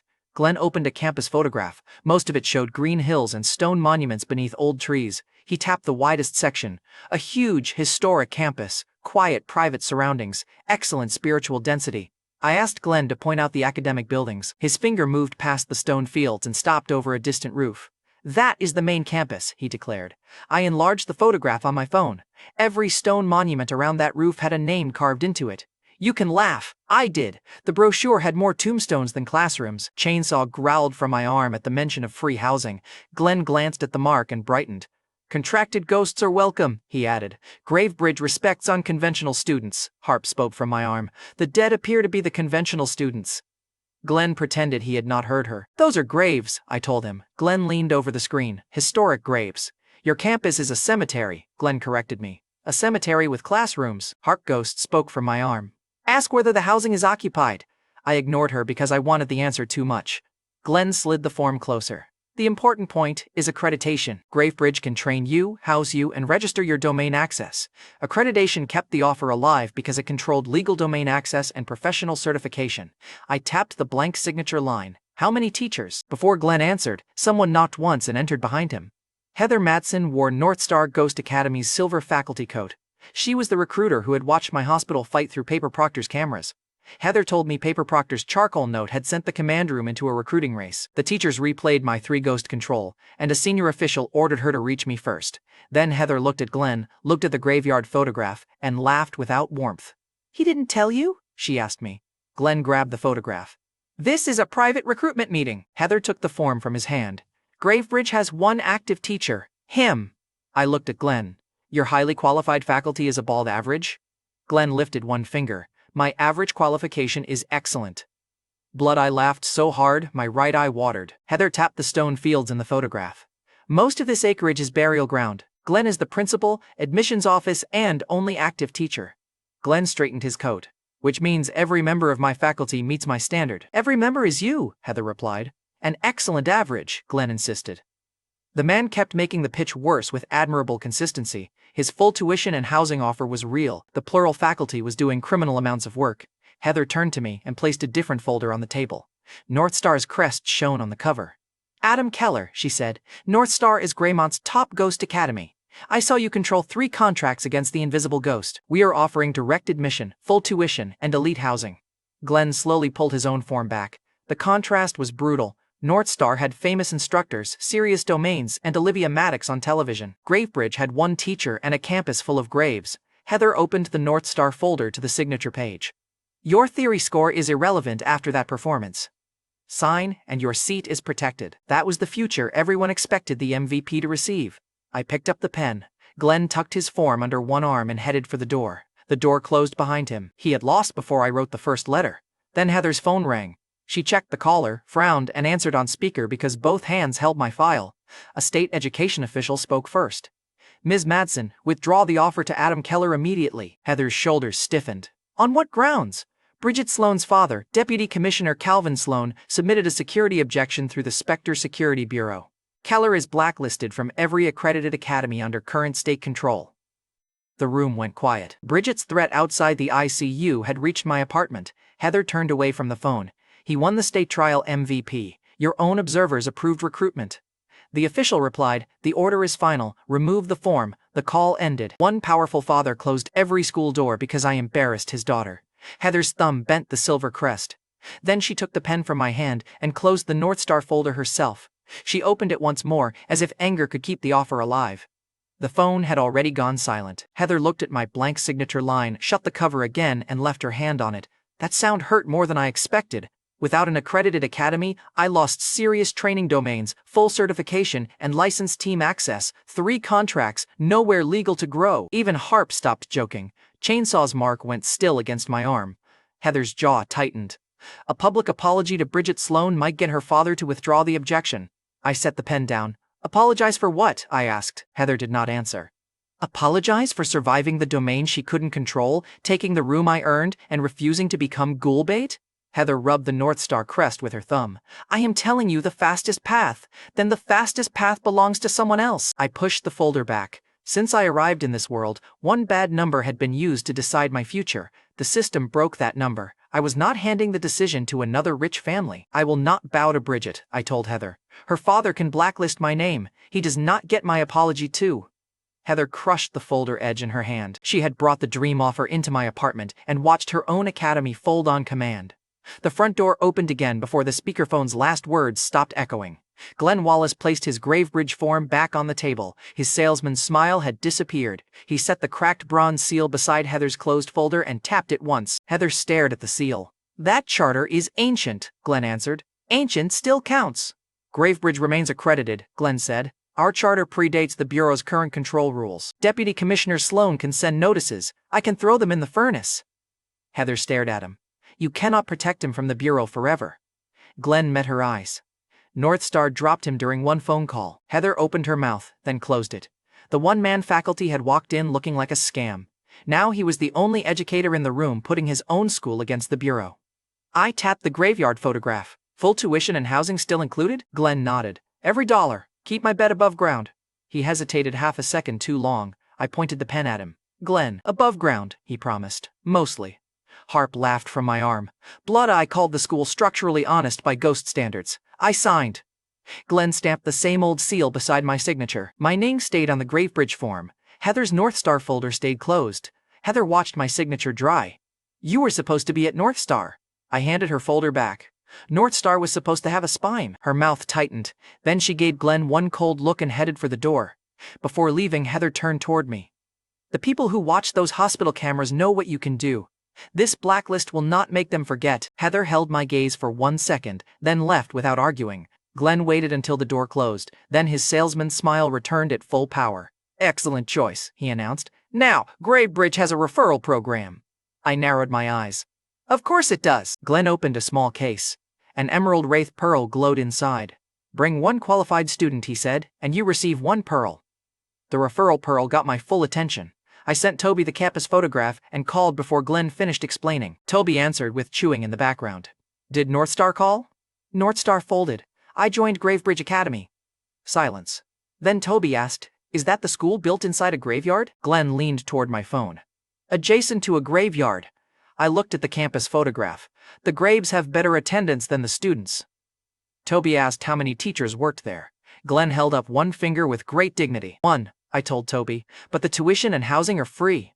Toby stopped chewing. I told him the Sloan family had blacklisted me and Gravebridge ignored the order. Toby's chair scraped across his floor. They blocked every school because you beat Bridget? Apparently humiliation is a government emergency. Toby's voice hardened. Then I am not joining North Star even if they ask. That answer came before the food question. I noticed. I added, they also need students badly enough to reward referrals. Do they have a cafeteria? He asked. Glenn answered, we have a kitchen. Toby asked whether anyone cooked. Glenn lowered his hand. I told Toby. Bring your trash can, Ghost. It may be the second most qualified employee. Toby laughed, then turned serious. You are really asking me to come with you? Yes, I said. You wanted a school where I would not leave you behind. I found one that cannot afford to lose either of us. Toby agreed before Glenn could change the offer. Once Toby agreed to join, Glenn placed the referral pearl in my hand. He snapped the empty case shut and hugged his folder like he had recruited an army. Gravebridge had saved my legal path. It had also given me a badge that looked old enough to remember electricity. The next morning, I wore that badge to the Greymont Ghost Market for Academy supplies. Keeping my future had cost North Star its MVP. The Sloan family was waiting to make me pay for it. By the next morning, I entered the Greymont Ghost Market wearing Gravebridge's ancient Academy badge. Inside, the market filled an old warehouse district with cages, pearls, charms, and enough dishonest pricing to qualify as a supernatural attack. I needed basic Academy supplies. Instead, the first vendor tried to sell me a common starving ghost for 5 times its value. The thin creature crouched inside a wire cage, ribs showing through gray skin. Its tricks were simple: swallow small objects and make nearby people feel hungry. Useful for ruining a diet, weak for combat. The price tag sat at 5 times normal value. The vendor spread both hands. Rare specimen. The price is firm. I looked at the ghost. Then I looked at him. $20, I offered. His face changed. 20,000? 20. Cash. Blood Eye sighed inside my skull. Master, even the cage costs more. I am negotiating. The vendor slapped the counter. Get away from my stall. I leaned toward the cage instead. Is it ripe? The starving ghost stopped scratching its stomach. The vendor frowned. Ripe for what? Eating. Chainsaw pushed against my arm mark. Food? The ghost backed into the far corner of its cage. Chainsaw pushed harder against my mark. Taste. The starving ghost heard him and climbed the bars away from my arm. The vendor tried to demonstrate its hunger curse, but the creature refused to come near me. Your rare specimen is malfunctioning, I told him. The vendor unlocked the cage and ordered the ghost forward. It grabbed the door and pulled it shut again. People at the neighboring stalls started watching. The caged ghost had just shut the door on its own sale. I asked the vendor whether the skin needed peeling. He stared at me. The starving ghost covered its head with both arms. The system chimed twice. Emotional collapse registered. Points awarded. Emotional collapse registered. Points awarded. The vendor grabbed the cage. Ghosts are not food.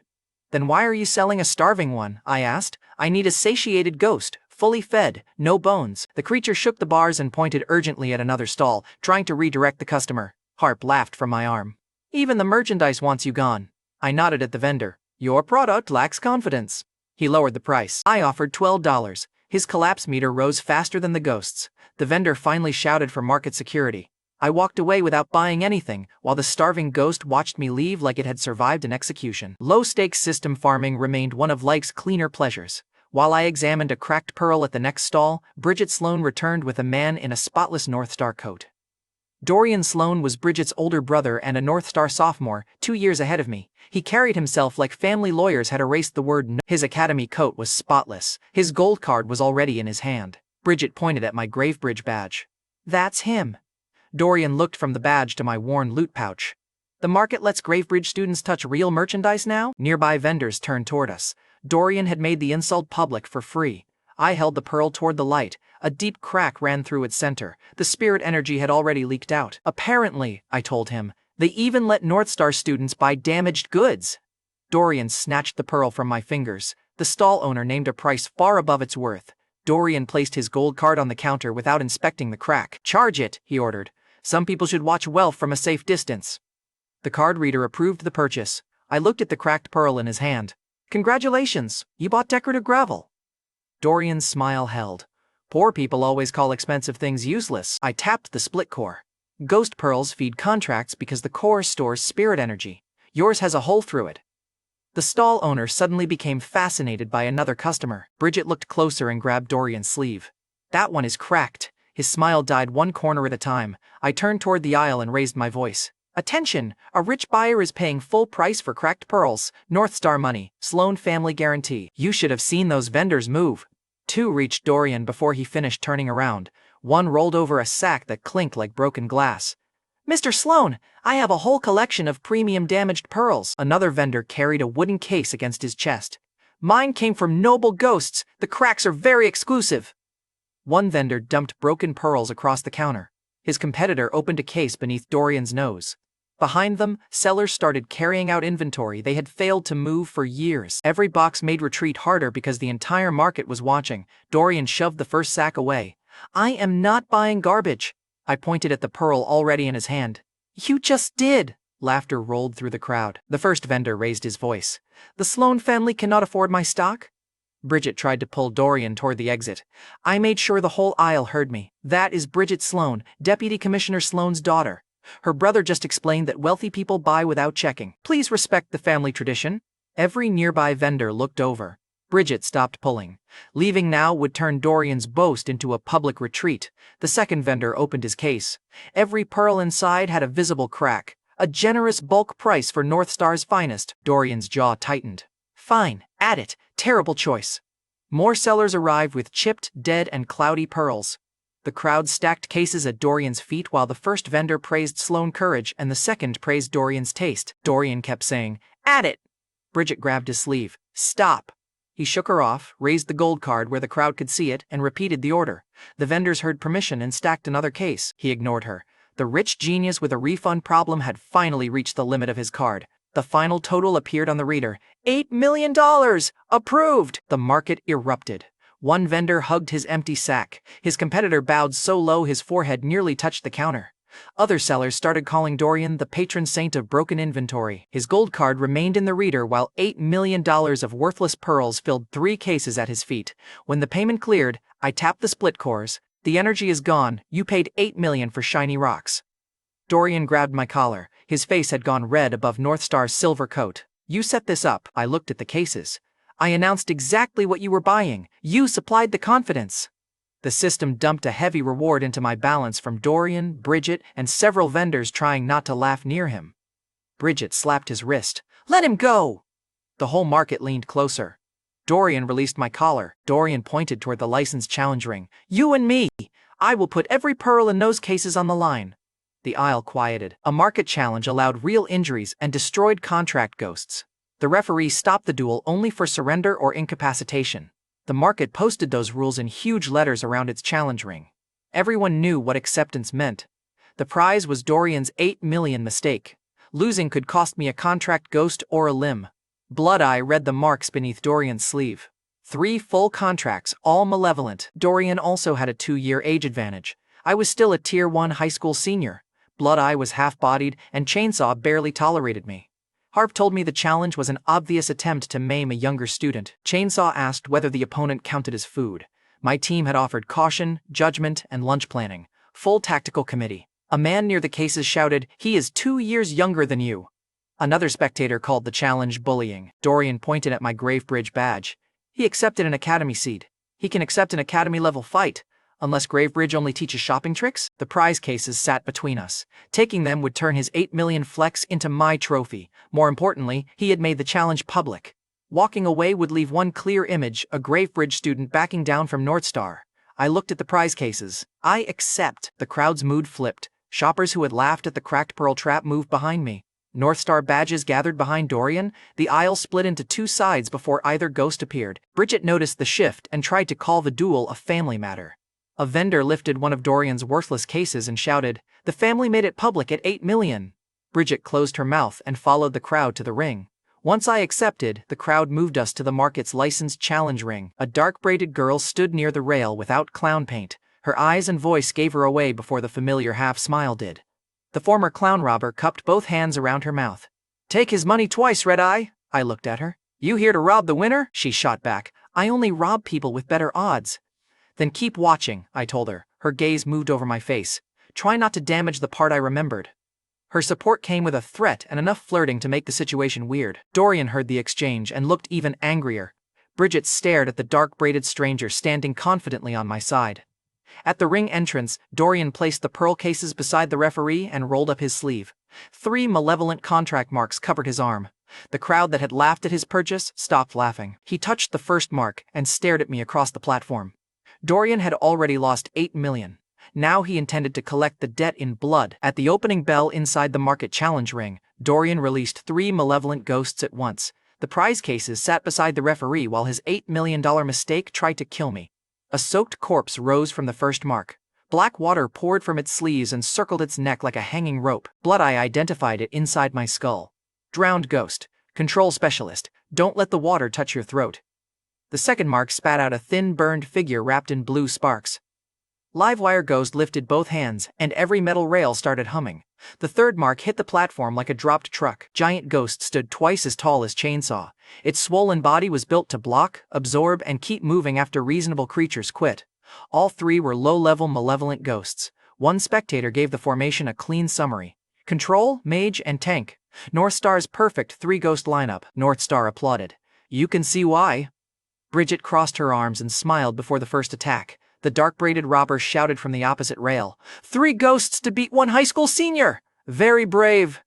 Dorian ignored her and tapped each mark in order. Drowned lowered its head toward me. Livewire spread blue current across the ring. Giant stepped directly in front of its master. Chainsaw pushed against his mark. "Cut large one," Blood-Eye replied. "Brilliant. The large one is directly in front of us." Blood-Eye traced the 3 marks on Dorian's arm. Destroying a contracted ghost sent backlash through the bond and injured its master. That was my path to Dorian. First, I had to survive the lineup. Harp kept her mark quiet. Chainsaw revved at Giant. Dorian saw the hesitation and smiled like the matchup had already done the thinking for him.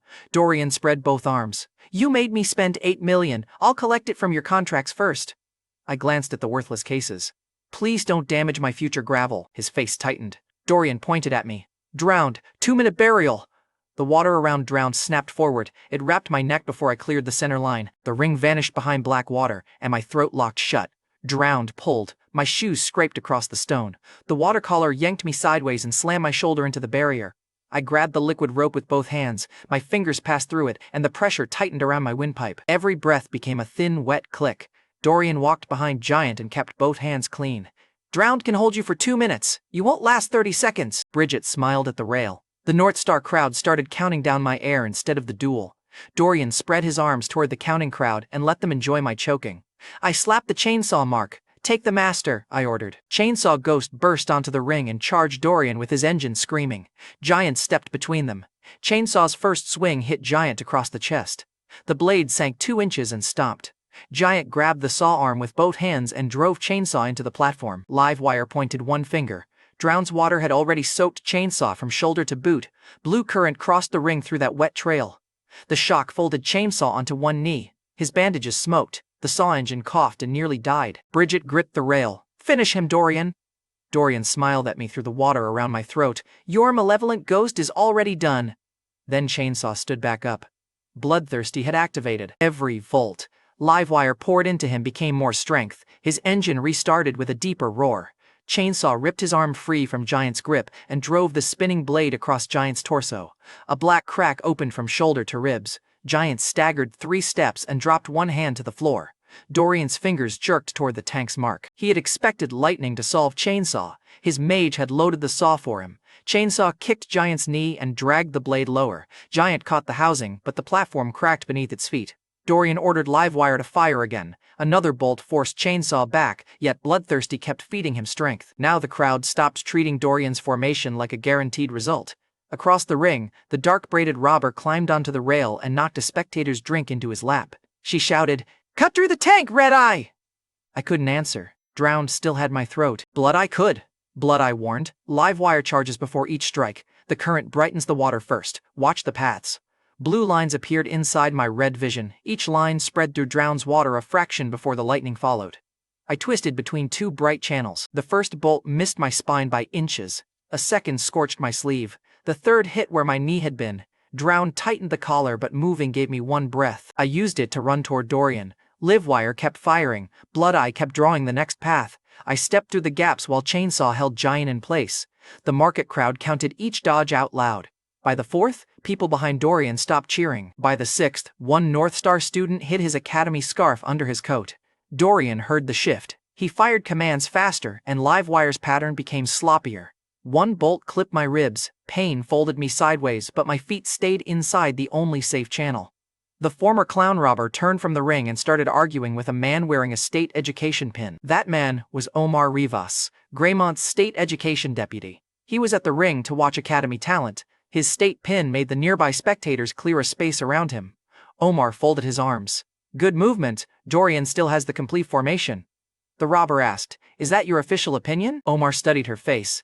"Do you have a stake in this student?" She glanced at me, crossing the lightning. "Potentially. He owes me a taxi." I heard that and nearly stepped into a bolt.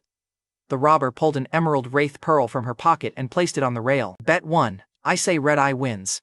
Omar looked at the pearl. "You don't even know his limits." She smiled. "You're the education expert. Why are you scared of my guess?" The spectators around Omar turned toward him.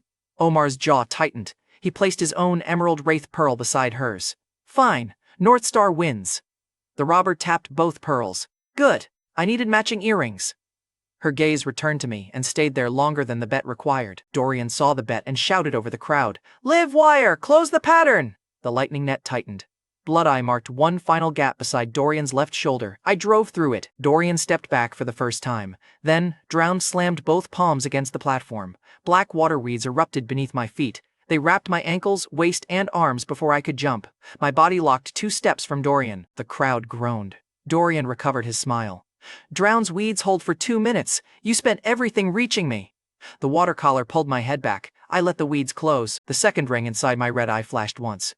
Retaliation caught the control order when it touched me. The skill sent that order back through Drown's bond. At the same time, Blood Eye placed one illusion over Dorian's vision. Dorian still saw me wrapped in weeds. Everyone else saw black vines growing behind him. They climbed his boots first. Then they locked his knees, waist, and wrists. Bridget saw the real attack and shouted, "Dorian, behind you!" Dorian kept staring at the false image of me. "I know where he is." That answer made the crowd laugh before Dorian understood why. Dorian's smile twitched. "What are you laughing at?" I flexed one freed hand. "Look down."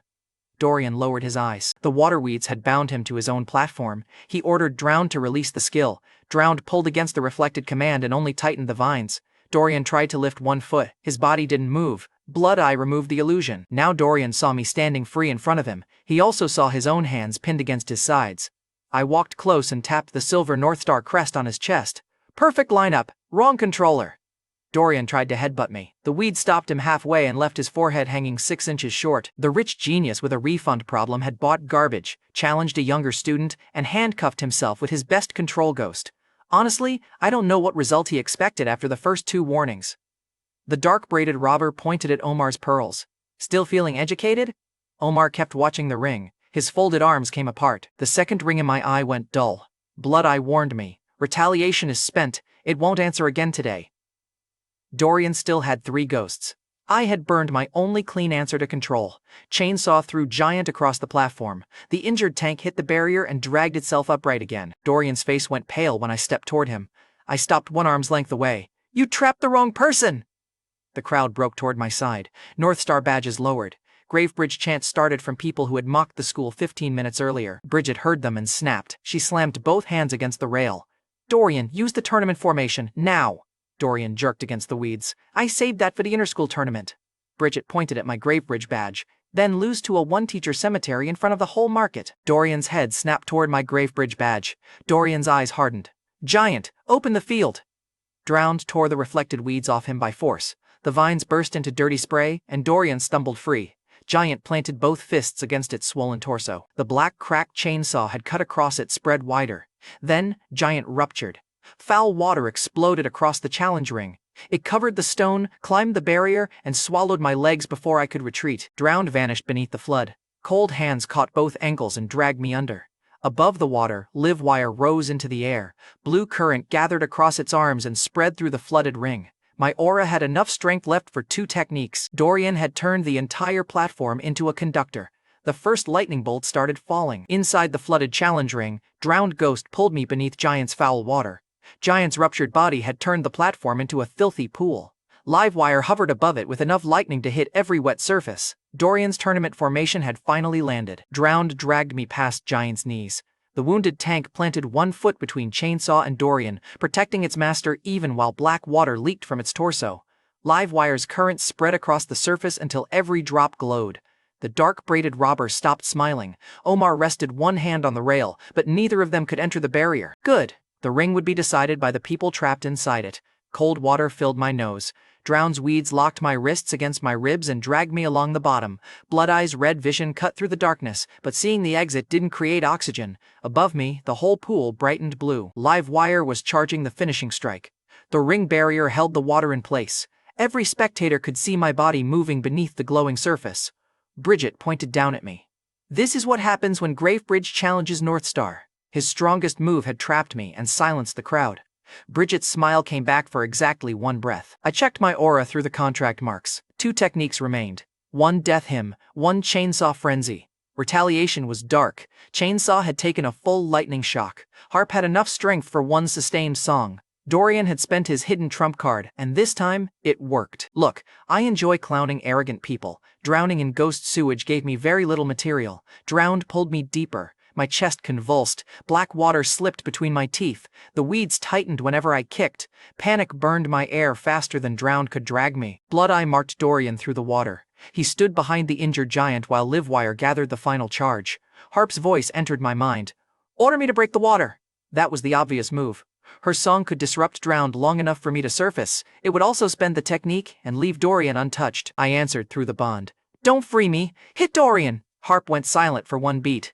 "That leaves you underwater," I answered. "I noticed." Her mark warmed around my arm. Dorian's voice carried through the flooded barrier. "You wanted North Star's respect.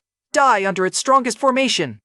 Livewire stayed aimed at the water, ready for my escape attempt. I aimed both remaining techniques at him instead. The M-shaped mark on my arm flashed beneath the water. Harp Ghost appeared on the dry edge behind Dorian. Her black harp struck the platform with 1 hard note. Death Hymn rolled across the ring. Dorian's knees bent. Livewire's charge wavered.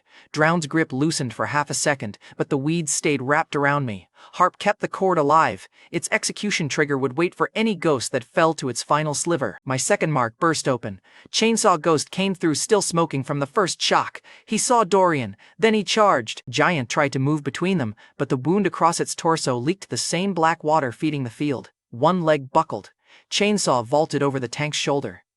Dorian shook off Harp's first stun and saw the blade coming straight for his chest. Livewire held the lightning above the pool. Its hands turned between me and Chainsaw, waiting for Dorian's command.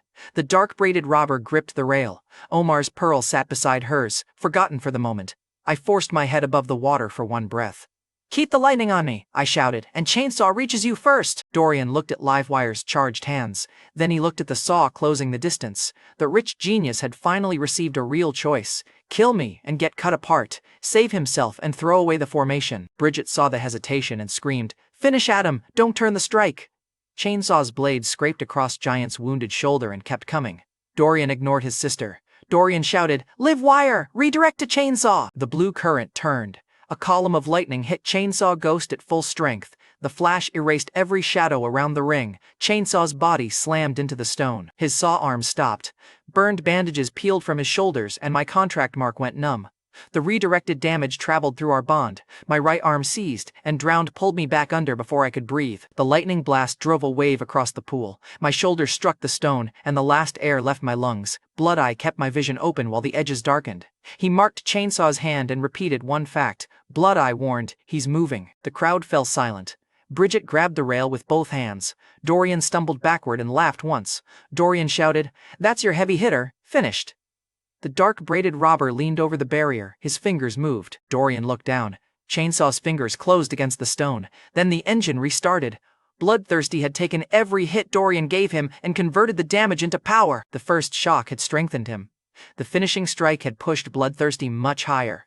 Chainsaw rose with blue sparks crawling across his bandages. His engine screamed louder than live wire's charge. The dark braided robber slapped the rail. "I told you, Omar!" Omar didn't answer. The North Star students nearest Dorian took one step away from the barrier. Dorian's laugh ended. Giant moved to block again. Chainsaw hit it with one shoulder and drove the wounded tank aside. Livewire tried to rebuild the lightning guard. Its hand shook after spending the finishing charge. I felt the second technique wading through the mark. "Chainsaw frenzy," I ordered. Chainsaw crossed the ring in one violent sweep.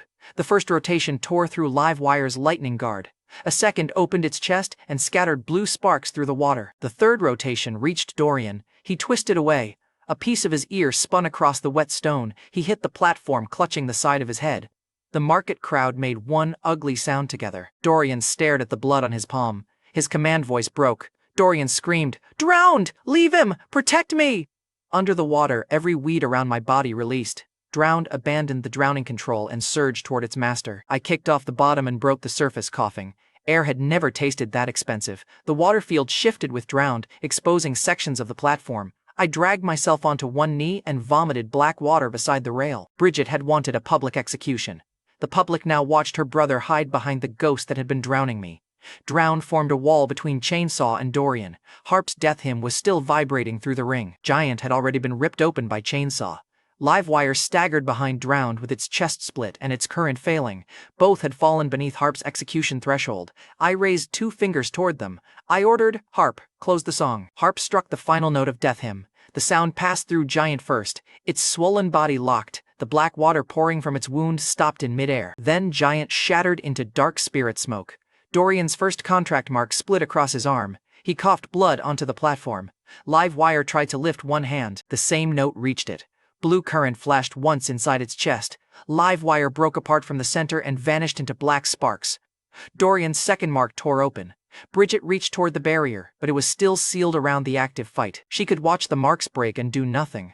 The backlash hit him harder. His back arched, blood left his mouth, and both knees struck the stone. 2 destroyed contract ghosts sent 2 waves of backlash through Dorian. Drowned caught him before his face hit the pool. The last surviving ghost wrapped water around his body and tried to hold him upright. Dorian looked at me through unfocused eyes. Drowned held him upright. 2 broken marks crossed his arm. Blood covered his mouth, and part of his ear lay on the stone. That confidence had become very expensive. Chainsaw reached the water wall and lifted his blade again. Dorian tried to speak. Only blood came out. Then he went limp in Drowned's arms. The water field collapsed. Dorian hit the floor before the referee spoke. The referee checked that Dorian still breathed. His chest rose once, and Drowned kept water around his wounds. Only then did the referee step between us. "Dorian Sloan is incapacitated. Adam Keller wins." The ring barrier opened. Noise crashed through the market. The Gravebridge side shouted my name. Vendors lifted cracked pearl cases like trophies. North Star students lowered their silver scarves, stopped meeting anyone's eyes, and edged away from Bridget without being told. I recalled Chainsaw before he decided the unconscious opponent counted as meat. His mark trembled. Harp's mark had gone cold. My aura sat at empty. Blood Eye could still see, but his second ring stayed dark. Chainsaw's mark smelled burned. My entire build had won and immediately requested medical leave. Bridget climbed onto the ring before the shouting settled. She stopped beside Dorian, but her eyes went straight to my shaking contract marks. Her hand hovered over her brother's shoulder, then curled into a fist. She never asked whether he was conscious. She watched my empty marks instead.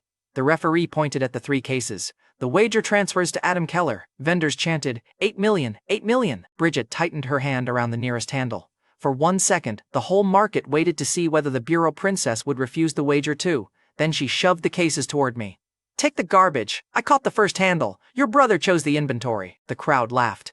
I stacked all 3 cases beside the rail. $8 million of gravel had become my trophy. Bridget's eyes moved from my Gravebridge badge to Dorian's broken marks. She ignored the cases and stared at my empty marks instead. The dark-braided robber landed beside Omar Rivas and held out one hand. Education tax! Omar looked from Dorian's broken marks to the hidden North Star scarves in the crowd. Then he placed his emerald wraith pearl in her palm. North Star blacklisted the state MVP, Omar said. Its older student just lost 2 ghosts trying to maim him. The state should remember that judgment. She rolled the pearl across her knuckles. Careful, that sounded like learning. Omar studied her face again. She pocketed the pearl before he could ask a question. Then she leaned close to me. You looked better before the sewage bath. I wiped water from my face. You bet on this face anyway. I bet on North Star making a bad decision, she replied. Reliable market. Her eyes checked both shaking marks. The smile faded, and she stepped away before I could ask why. Minutes later, I left the ring carrying Dorian's cases. My legs felt hollow. Blood Eye's second ring stayed dark, and both arm marks felt burned. I wanted food, a shower, and 1 day without a rich family trying to ruin my life. Bridget had already chosen the opposite plan. I didn't hear what happened beside the ring after I left. The dark-braided robber told me later. Bridget pulled a blonde North Star enforcer close while 2 other men waited behind him. She pointed toward the exit I had used. Take them, Bridget ordered. Follow Adam, kill him cleanly. The robber heard every word. Her new pearl stopped rolling across her knuckles, and she moved toward the exit before Bridget's enforcers did. Bridget kept staring at my back instead of kneeling beside her unconscious brother. She watched my empty marks disappear through the crowd, then left before the 3 men moved. I walked toward Briarwood with 3 prize cases, no usable aura, and wounded ghosts. 1 block behind me, the duel's real bill started following. Minutes after the duel, I left the market for Briarwood and bought each ghost a reward on the way. The prize cases were heavy, my aura was empty, and every contract mark felt bruised. Bribery seemed medically responsible. Chainsaw received a paper bag packed with raw meat. His mark opened just enough for 1 bandaged hand to snatch it. Chainsaw demanded, more. I lifted the 3 pearl cases. Win another 8 million first. Chainsaw withdrew with the bag. The mark stopped shaking. Harp received an absurdly oversized bra from a clothing stall. She appeared long enough to hold it at arm's length. You guessed the size again. I included a safety margin, I told her. Harp turned her blind face toward me. This could shelter a family, I told her. Practical and fashionable, you're welcome. She folded it once, failed, and shoved it into my gift bag with offended dignity. Blood Eye received a sealed bottle of real lubricating eye drops. He studied the label through my right iris. Open it in front of me. I broke the safety seal. I admit the first treatment had quality control problems. Blood Eye replied, You used super glue. I answered, I was new to medicine. Blood Eye kept staring at the bottle. I lowered my voice. This one is real. I'm sorry about the glue. Mostly. The red iris loosened. Blood Eye allowed 1 drop to touch the corner of my eye. Then he closed the lid like I had used my final chance. Blood Eye judged. Acceptable. The irritation faded. His suspicion stayed healthy. Then Blood Eye focused past my shoulder. Blood Eye warned, 3 human heat signatures, 1 ahead, 2 behind. They're matching your pace. My red iris tracked their heat through the storefront glass as they closed in. Apparently, 1 honest bottle of eye drops had better combat value than superglue. 1 block later, 3 enforcers closed both exits of a narrow alley. The man ahead wore sunglasses and a North Star pin. A bat-winged vampire hung above him. Behind me, a smoker released acid ghost, a swollen spirit dripping corrosive slime from both hands. The 3rd man carried a black coffin across one shoulder.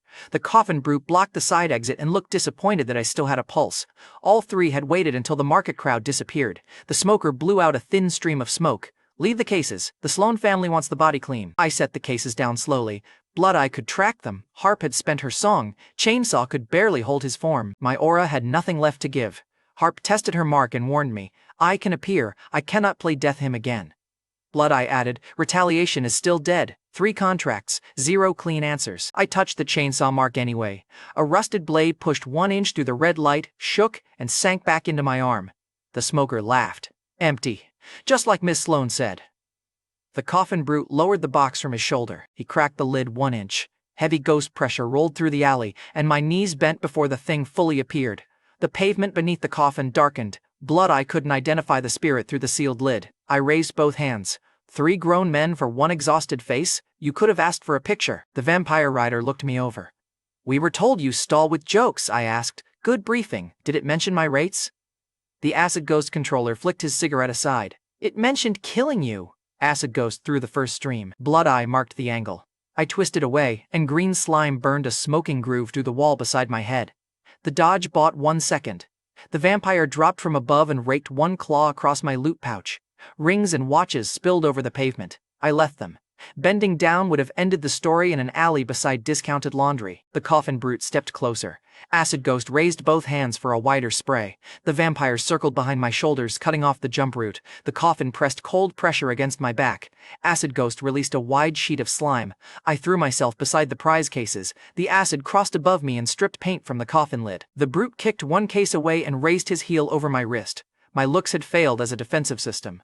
Tragic. 3 metal canisters sailed over the alley wall. They hit the pavement between the attackers and burst. White tear gas swallowed the alley. The smoker cursed. Acid Ghost sprayed blind and melted a street sign. The vampire rider covered his face while his ghost hit the wall. My eyes burned instantly. Blood-eye sealed my right eyelid and shouted, "Mask!" I grabbed the gift bag. Look, dignity had already lost this alley. I needed air. The oversized bra sat on top. Harp's voice rose from my arm. "Don't you dare!" I pressed 1 padded cup over my nose and mouth and tied the straps behind my head. I told Harp, "Your gift is saving the team." Harp went silent from emotional damage. A rope dropped through the gas. I caught it with 1 hand and looped the other through the prize case handles. The rope snapped tight. The coffin brute caught the handle of 1 prize case. I kicked the case into his knee and tore it free before the rope lifted me. Nightmare. Ghost rose above the alley, carrying the same woman who had robbed me and cheered for me at the ring. The former robber's familiar voice cut through the smoke. "Hold on, Red Eye." The former clown robber had come back for me. Nightmare pulled me off the pavement as Acid Ghost flooded the spot beneath my shoes. The coffin brute grabbed for my ankle and caught 1 bra strap instead. It stretched, snapped free, and slapped his face. Harp whispered, "I hate every part of this rescue." "We're alive," I answered. Harp answered, "Temporarily." Nightmare cleared the rooftops with me hanging below the robber's saddle. She reached down and hauled me behind her. 3 prize cases banged against Nightmare's side. Harp's bra remained tied over my face. The robber looked back once. "You look ridiculous." I wrapped both arms around her waist. "Your rescue dress code is confusing." The robber warned, "Those hands are getting confident." I replied, "Gravity is getting confident." She shifted in the saddle. "I'm ticklish. Move them lower and I drop you." I kept them exactly where they were. "Excellent safety briefing." The robber asked, "You think I rescued you because I like you?" I told her, "You followed me into an alley with 3 killers. I'm considering it." Her ears went pink above the scarf. She pointed forward. "Consider quietly." A shriek cut across the rooftops. The vampire rider had escaped the tear gas. He flew behind us on the bat-winged vampire, gaining fast. Nightmare carried 2 riders and 3 heavy cases. The extra weight shortened every wing beat while the vampire closed the gap. The vampire snapped at Nightmare's tail and tore away a strip of shadow. Our mount dipped hard enough to lift me from the saddle. The robber locked her knees and waited for the pursuer to commit to the next pass. He shouted, "Nightmare can't outrun a vampire!" The robber glanced back and pulled a small spray can from her coat. The robber replied, "Good thing I don't fight fair." She waited until the rider reached the next roof gap.